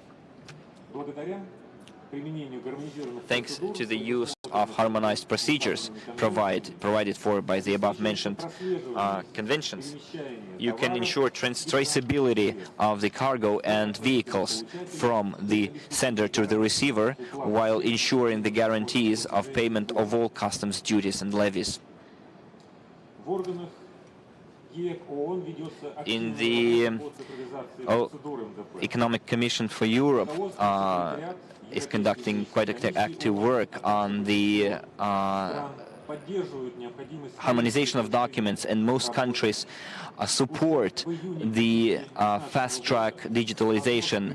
And in June 2019, the Annex 11 of the Convention can be adopted, which will serve as a legal framework for the global adoption of the Digital Convention and possibly e-tier. A number of countries already testing the advantages offered by e-tier. In EU and Economic Commission for Europe has already launched and implemented a pilot project, and the countries continue using the same tool for regular transportations. In 2019, a new pilot project, e-tier projects, will be launched, so-called Batumi corridor, Ukraine, Georgia, Azerbaijan and Kazakhstan.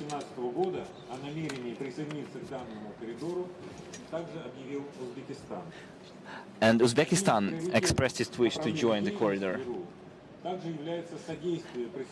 And also China is going to intends to join the e-tier pilot project. I would like to say that thanks to the work under the management of the State Customs Committee of Belarus, the amount of electronic declaration of customs transit in 2019 exceeded the target indicators of 2018 more than twofold. Now we are considering the possibility of joining e-tier project in order to use the digital procedure of IRU with Lithuania. In case of the implementation of this project, the Batum corridor and e-tier will allow us to join European Union with China and to ensure that the digital procedure is used in one of the most in-demand route within the initiative One Belt, One Road. Well, digital transformation in the air transportation has already started, first of all by introducing electronic forms for shipping documents. It is a well-known fact that the possibility for using electronic railroad and car bill of lading is provided for the relevant international treaties. Based on the Resolution 62, electronic bill of lading can be used for air transportation. Starting this year, the use of paper bill of lading is not obligatory. The use of electronic bill of ladings for car transportations is possible after the countries join the additional protocol of eCMR. According to the estimations of the transport agencies of the Netherlands, the switching to the eCMR will optimize the process of administration of paper flow and will reduce the costs related to the execution of eCMR compared to the paper versions. The administrative procedures and their cost for the execution of one electronic CMR can be reduced from 6.7 euros to 1.69 euros compared to the use of paper bill of ladings. I take into account the amount of the bill of ladings executed annually, around 40 million in Netherlands alone. So the use of eCMR will allow to save more than 180 million euros. More than a third of the contracting parties of the convention, 20 countries out of 55, already joined their additional protocol, including the Russian Federation, which joined in March 2018, and Belarus, which joined in February 2019, the additional protocol. At the moment, the intra-governmental procedures are being carried out in the United Kingdom, Poland, Norway, Tajikistan, Ukraine, and Uzbekistan. And in Armenia, Azerbaijan, and Turkmenistan, Kazakhstan and Kyrgyzstan, they are considering the possibility of joining the protocol. Along the joining of new countries, the CMR geography is extending and the favorable condition for real-life practice or testing are being created. The first transportations using eCMR were carried out in Spain and France in January 2017. Now Spanish and French operators use eCMR on a regular basis. In March 2018, the Benelux countries, based on the decision of the Committee of Ministers, started implementing the projects on organizing transportations using eCMR, which is designed for 3 years. After joining in March 2018 of Russia to the additional protocol to CMR, within the IRU, a discussion was held, the discussion of the plans of use of those transportations between Russia and Latvia. In October 2018, the meeting of the Joint Commission of Latvia and Russia was held, and the practical use of using electronic CMRs were discussed. In February 2018, the EU implemented a pilot project on transportations using eCMR, using at least 4 corridors through the territory of 5 countries. For the flow of eCMRs, our ELIX platform is used, created by the EU, to manage information logistical flows. On March 28, 2019, at the meeting of the Subcommittee for Automobile Transportation of the Eurasian Economic Union, the representatives of the countries of the Eurasian Economic Union supported the proposals of IRU and other colleagues on the test transportations, shipments using eCMR among countries that joined the protocol. We're talking about Russia and Belarus. Dear colleagues, today the digital transformation becomes one of the drivers behind the innovative development, and the implementation of electronic tools in the countries show that the economic effect from the implementation of the projects aimed at the digitalization of transformation can be quite considerable. A lot of attention is given to the implementation and introduction of international standards and the adoption of the relevant legal framework, which entails mutual recognition of electronic signatures, extension of information support, cooperation, and the integration of different digital platforms. It is very difficult today to find answers and solutions to the challenges alone, but I'm sure that we will be able to achieve that goal if we combine our efforts. In conclusion, allow me to express my gratitude once again to the organizers for the high level of preparation of the second Eurasian Digital Forum, and to wish all of the participants successful work. Thank you for your attention.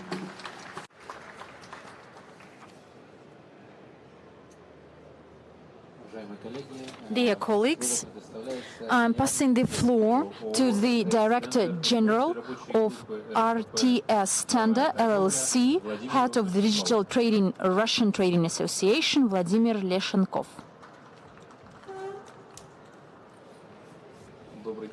Good afternoon, dear participants.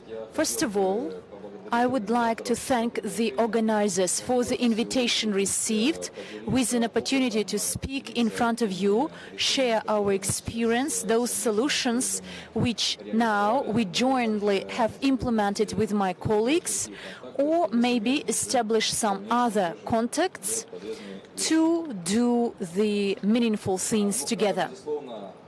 It's true that in the era of globalization of economies of the world, we shall apply new solutions which will enable us to ensure fast decision-making without man involved, because in our speedy work, human brains are not enough. We have to apply digital technologies. And we all know that digitalization is one of the key topics which is on the agendas in different sectors of our human being. It applies to everyone. The simplest thing, for example, from our smartphone, we can make a payment for any purchase. We don't need cards, we don't need paper money. And digitalization applies to even more complicated things, including operations of large enterprises and companies. I would like to tell you about the digitalization in the e-procurement sector. Now, as Karine said, there are large businesses or giants which actually design the e-trade policy, and obviously we shall not compete with them, but we shall design the appropriate dialogue with them and be partners with them, but also taking into account the internal conjuncture of the market. First of all, I represent the task force Digital Trade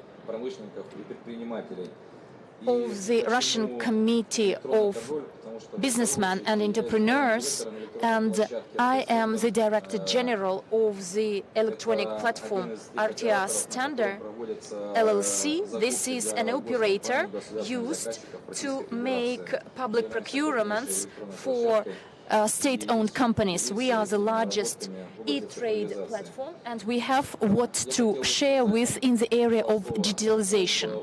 I would like to share a few words about the experience of Russia in e-procurement. Today in Russia, we are one of the pioneers to digitalize the procurement activities from the moment of planning and contract to contract execution. And it is 1 year since the number of regions fully abandoned the documents in procurement and all the contracts are executed electronically. Today, this is a breakthrough, and there are large figures which actually impact the efficiency of doing business and the use of money, and also opens to us new markets, which today we can open for our participants, including foreign markets. And as Konstantin Yurievich said, our market today is very large. The market of procurements of state companies, apart from IT, a lot of other things are procured.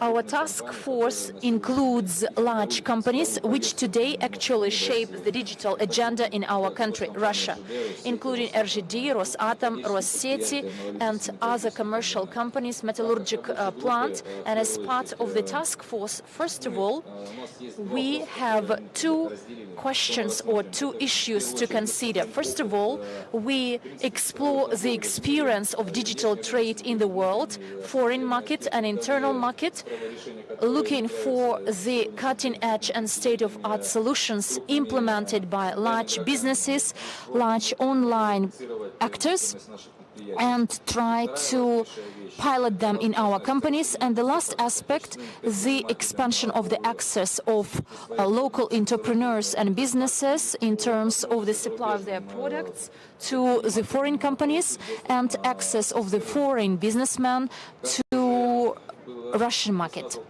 As the representative of South Korea said, it's true that South Korea is one of the lead digital economy. We had a number of meetings with them, and at these meetings we shared the experience, and we learned and realized that there is a huge demand for both the Korean products and quite opposite likewise. Korean vendors and manufacturers today enter Russia and seek for consumers in our market, but without the introduction of digital technologies, digital services, it is not possible. We cannot cover all the businesses and enterprises. We cannot learn about the innovative products. We cannot learn who and where does something.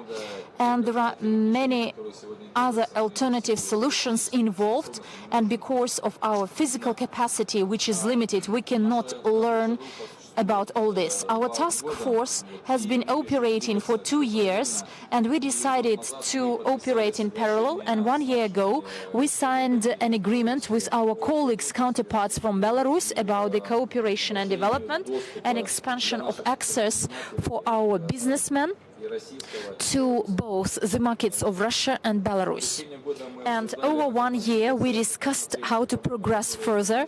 We analyzed the problems we see today, and we realized that there are two key challenges: the lack of information about those needs and demands available in Russia and Belarus, and the second challenge is the lack of liaisons or officers that could actually decently and appropriately promote their products in line with the foreign legislation. Therefore, we understand where to move at the initial stage, and we took the joint decision.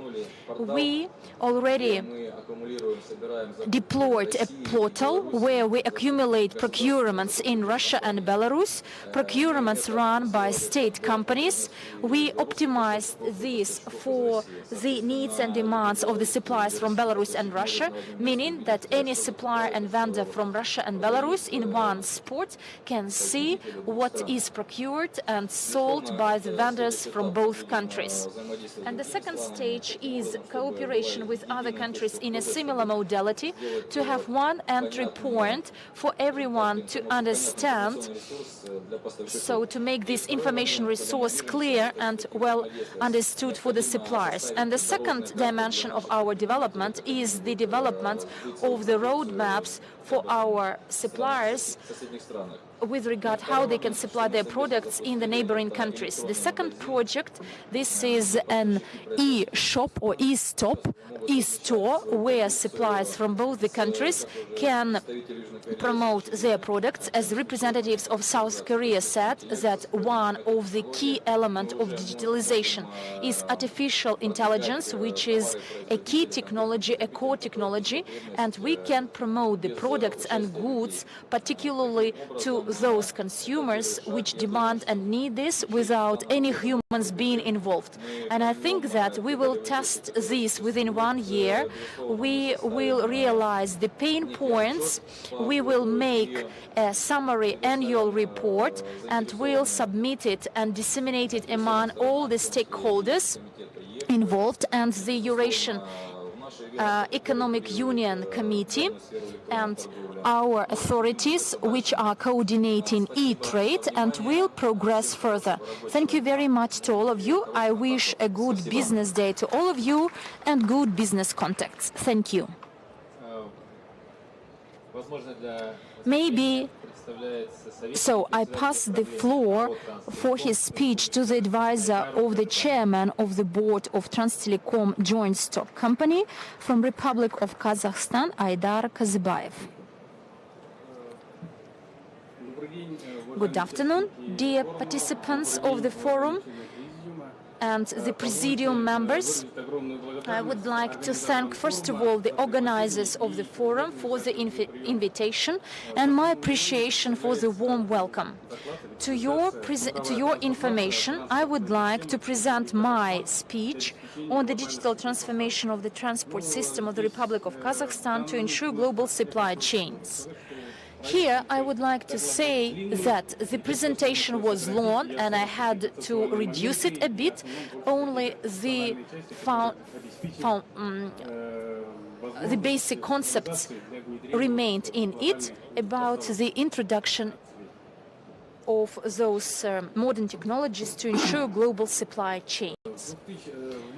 In May 2015, we developed the Plan of Nations, one concrete steps for the implementation of the 5 institutional reforms of the head of state, and the 65th step of this Plan of Nation includes the integration of Kazakhstan into the international transportation networks and the development of the Eurasian transnational corridor, which will ensure smooth transportation.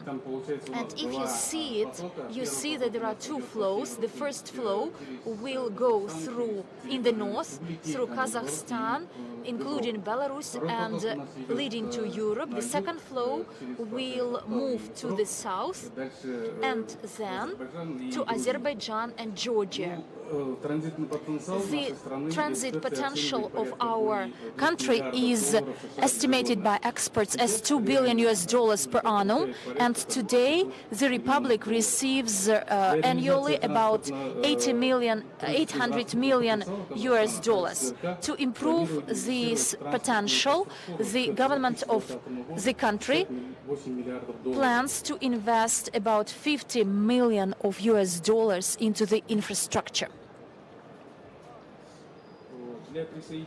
To join the existing international treaties which promote the transit potential development and smooth transit from Asia to Europe, the government adopted the project on the establishment of the multimodality Eurasian transborder corridor, and this transborder corridor is joined by the railroads Istanbul, Boshakal, and others.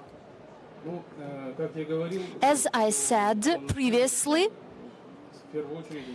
First of all, we should create the institutional infrastructure for these transformations and business processes, including the integration process. And for this purpose, for the implementation of the Plan of Nations of 100 Steps, the law was adopted of the Republic of Kazakhstan, which is called the Law on Making Changes and Addenda to some legal acts of Kazakhstan on the issues of the transportation infrastructure and transportation logistics and air flights development. This law is about changes and amendments to 3 codes: civil codes, taxation code, and educational code, and 5 laws of Kazakhstan: law on transport, monopoly, automobile roads, railroads, and the use of the aircraft space. First of all, those amendments made into the civil code, we introduced the concept of mixed transportation or combined transportation, because previously there was the direct or combined communication, and under communication it implies 2 dots or 2 points connected. And in the taxation code, the relevant changes were made. The common CMR. The next slide will detail it more. The execution in the combined transportation. So CMR is the common transportation document. Then at the same time, cargo CMR could be provided either in hard copy or electronically. And a bit later, I will again speak about this in my presentation. The major changes were introduced to the transport code of Kazakhstan, the terms and concepts such as the combined transportation, the operator of the combined transportation, the treaty of the combined transportation, and the common CMR. Here, in addition, we also have the opportunities provided for the responsibilities of the combined operators and transporters participating in the combined transportation, and some amendments are made to the law on the automobile roads, and the opportunity for our companies to mobilize investments and the creation of the tolled roads. We have our own KazB toll system. The railroad transport, and in its law, it includes the responsibilities of all the forwarders and cargo receivers and the persons or individuals represented by the carriers. So the information shall be provided to the customs authorities. Air transportation, there is such a concept as air hub. Also amendments were made to the use of aircraft CMR and e-CMR. My next slide displays the model of the organization of the combined transportation implemented under the law in Kazakhstan.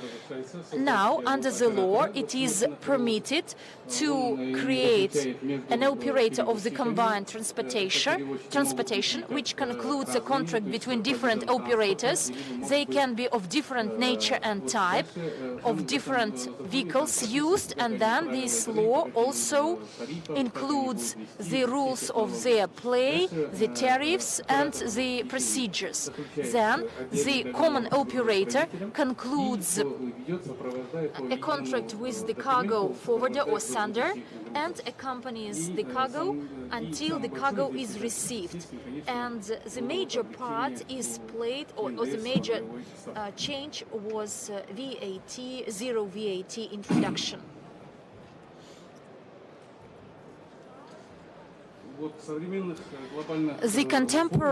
Under the contemporary global conditions, logistics plays a key role, in some parts even a lead role, for the investment development of the country, and the country plays a key or pays a key attention to the development of the logistics. And the ex-head of state, Mr. Nazarbayev, called logistics as a key sector for the development of the country. At the 25th meeting of the plenary session of investors, he launched the project Kazakhstan as the Silk Way, and stated that Kazakhstan will become a bridge between Asia and Europe. And in its statement 2025, so the key areas for the development of transport and logistics services, transport infrastructure is the blood vessel of our economy and of the society.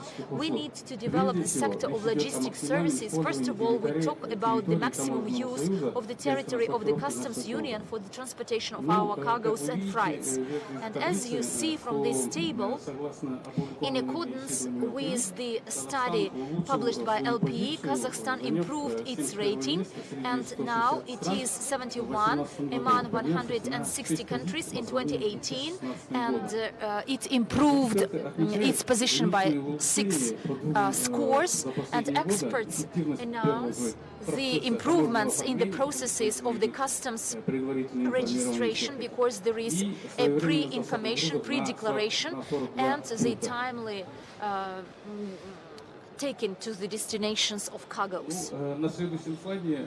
My next slide displays the integrated process of the transportation itself, since there is the processing of orders and its provision to the receivers. In Kazakhstan, as it was said, among the SMEs, there are such practices of using e-signatures for the transactions. But for the time being, this is only internally, domestically, inside the country, and there will be the pilots implemented with our neighboring countries. On the next slide, you can see the general diagram of processes for air transportations. So at the moment we have e-freight program launched. You can see it's in a test mode, and starting from this second half of the year we'll commission it into full operation. So we have 3 air carriers and 9 airports participating in the program, and obviously the Committee for Public Revenues. So here you can see the diagram for automobile transportation, maritime transportation, and railroad, and multimodal transportations. Well, here I would like to tell you also about what is the main objective in order to ensure the efficiency of digital transformation of the transportation system and to integrate it into a global supply chain. A lot of previous speakers told you about the different implementation systems, about the conversion of documents into digital formats. We have a concept developed in our country based on the improved cloud technologies and blockchain technologies. So at the moment we've used the terms and definitions from Belarus, since Belarus is the first country in the former USSR region to define smart contracts and blockchain definitions. So we have to decide what documents we're going to use in future.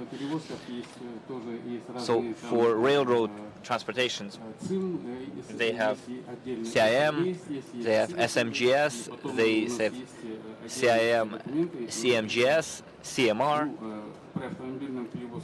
So for car roads we using CMR usually. So we need to identify the rules of the game and see how we're moving forward. So, during mixed transportations and shipments, we can go above all types of transportation, and now we can do it thanks to the digitalization, and maybe we'll use cloud technologies or blockchains to do it. So we need to identify, decide on the concept. Are they going to have a concept for every individual type of transportation, or are we going to use a general concept for all types of transportation? When we identify the rules of the game, we need to identify the significance of those electronic documents.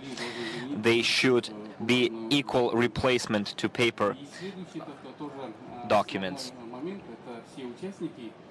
All participants of the process should then use this electronic document. And the most important issue, because even in one individual country can build a very good system, but if it is not integrated into the system of the neighboring countries or the global community, then there is no sense behind even having such a system.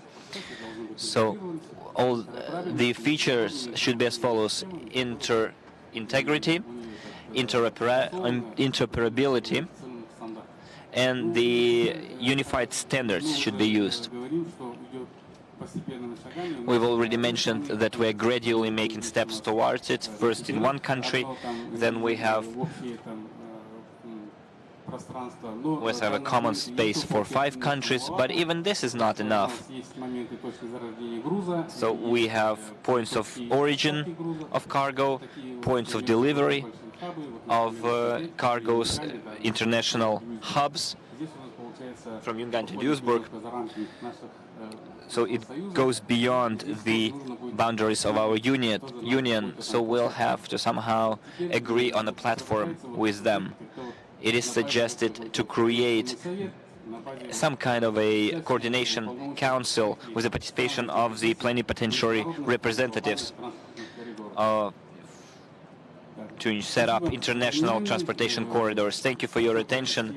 I wish you have a good time during this forum and have a nice and fruitful business meetings.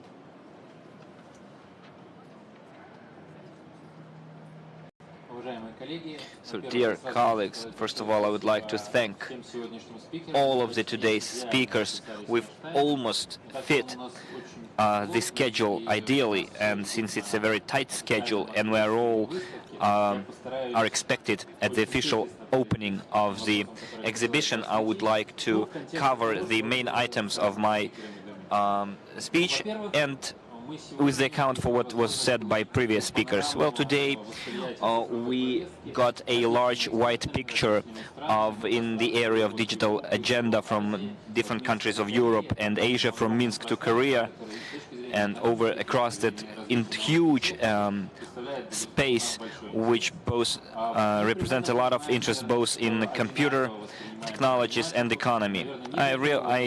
We should understand that we have the single or common understanding of the necessity of digital transformation in order to ensure labor productiveness, to ensure effective work of the companies, and to ensure the efficiency of the economy.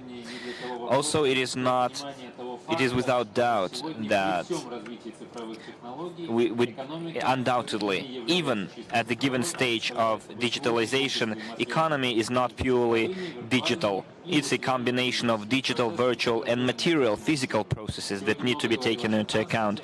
A lot of words has been said about transportation, and transportation is the stake that yet not can fully move from one country to another country solely on the internet. We should also realize that all countries at the moment went through certain digitalization paths. We have our platforms, application systems, information resources designed to solve certain economic development tasks. Some countries have more experience in transportation area, others have more experience in production, Certain countries have a lot of progress in government. We have diverse experience. Countries that started long ago and went a long way sometimes do not have, their systems are not interoperable, are not compatible. But we all have a growing understanding that we cannot win competition in the digital area if you do it alone. Several speakers mentioned ecosystems.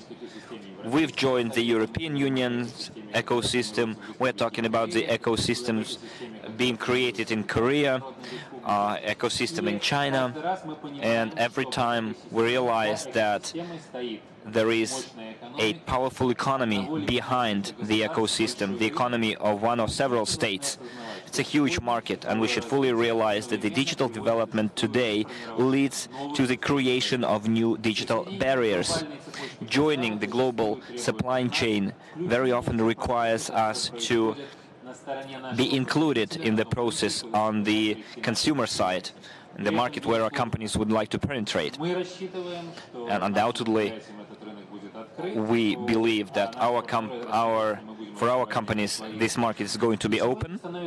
And today it is quite obvious that none of the countries are able to impose their model of digitalization on the rest of the world. Therefore, successful competition in our eyes is a competition and mutual development of blocks of states, as the Eurasian Economic Union, and joint tackling of the tasks will allow us to gain weight in the international processes so that our systems and processes are also taken into account, so that in our relations we do not deal on a unilateral basis, but on a basis of equal rights when the integration of different ecosystems is ensured. The main tasks of the Eurasian Economic Union today, involving 5 states, are formulated in the digital agenda of the Union. There is a number of areas fully shared by Belarus. Integration of ecosystems of Eurasian Economic Unions with the ecosystems of our main trade partners. We're sure that we need to move forward. Yes, we indeed need to take the best from every country, the experience accumulated by us, and try to scale it up to all 5 countries of the Union. Undoubtedly, we have to work on the common standards and common approaches. We need to actively exchange innovative ideas in order to develop further. In any case, future is solely lies in the deepening of integration and joint actions in this field. Allow me to conclude my speech about the vision of Belarus, and we will talk more about it at our further events. Our Eurasian flow is divided into 2. Forum event is divided into 2 events. One is dedicated to the management of supply chain, and the second part is dedicated to the project implemented by Eurasian Economic Union. We realize that you cannot split in half and be at both events at the same time, but I guess if you take a deeper look at those specific topics, you will have better effect in future. I'd like to thank all the speakers and those who listened carefully and prepared their questions, which will then serve as a basis for discussion at all platforms of discussion platforms of European Economic Union. We invite you to all other forum events, and we invite all of you to participate in the solemn ceremony of the opening of the specialized exhibition TIBO at 1 p.m. Thank you.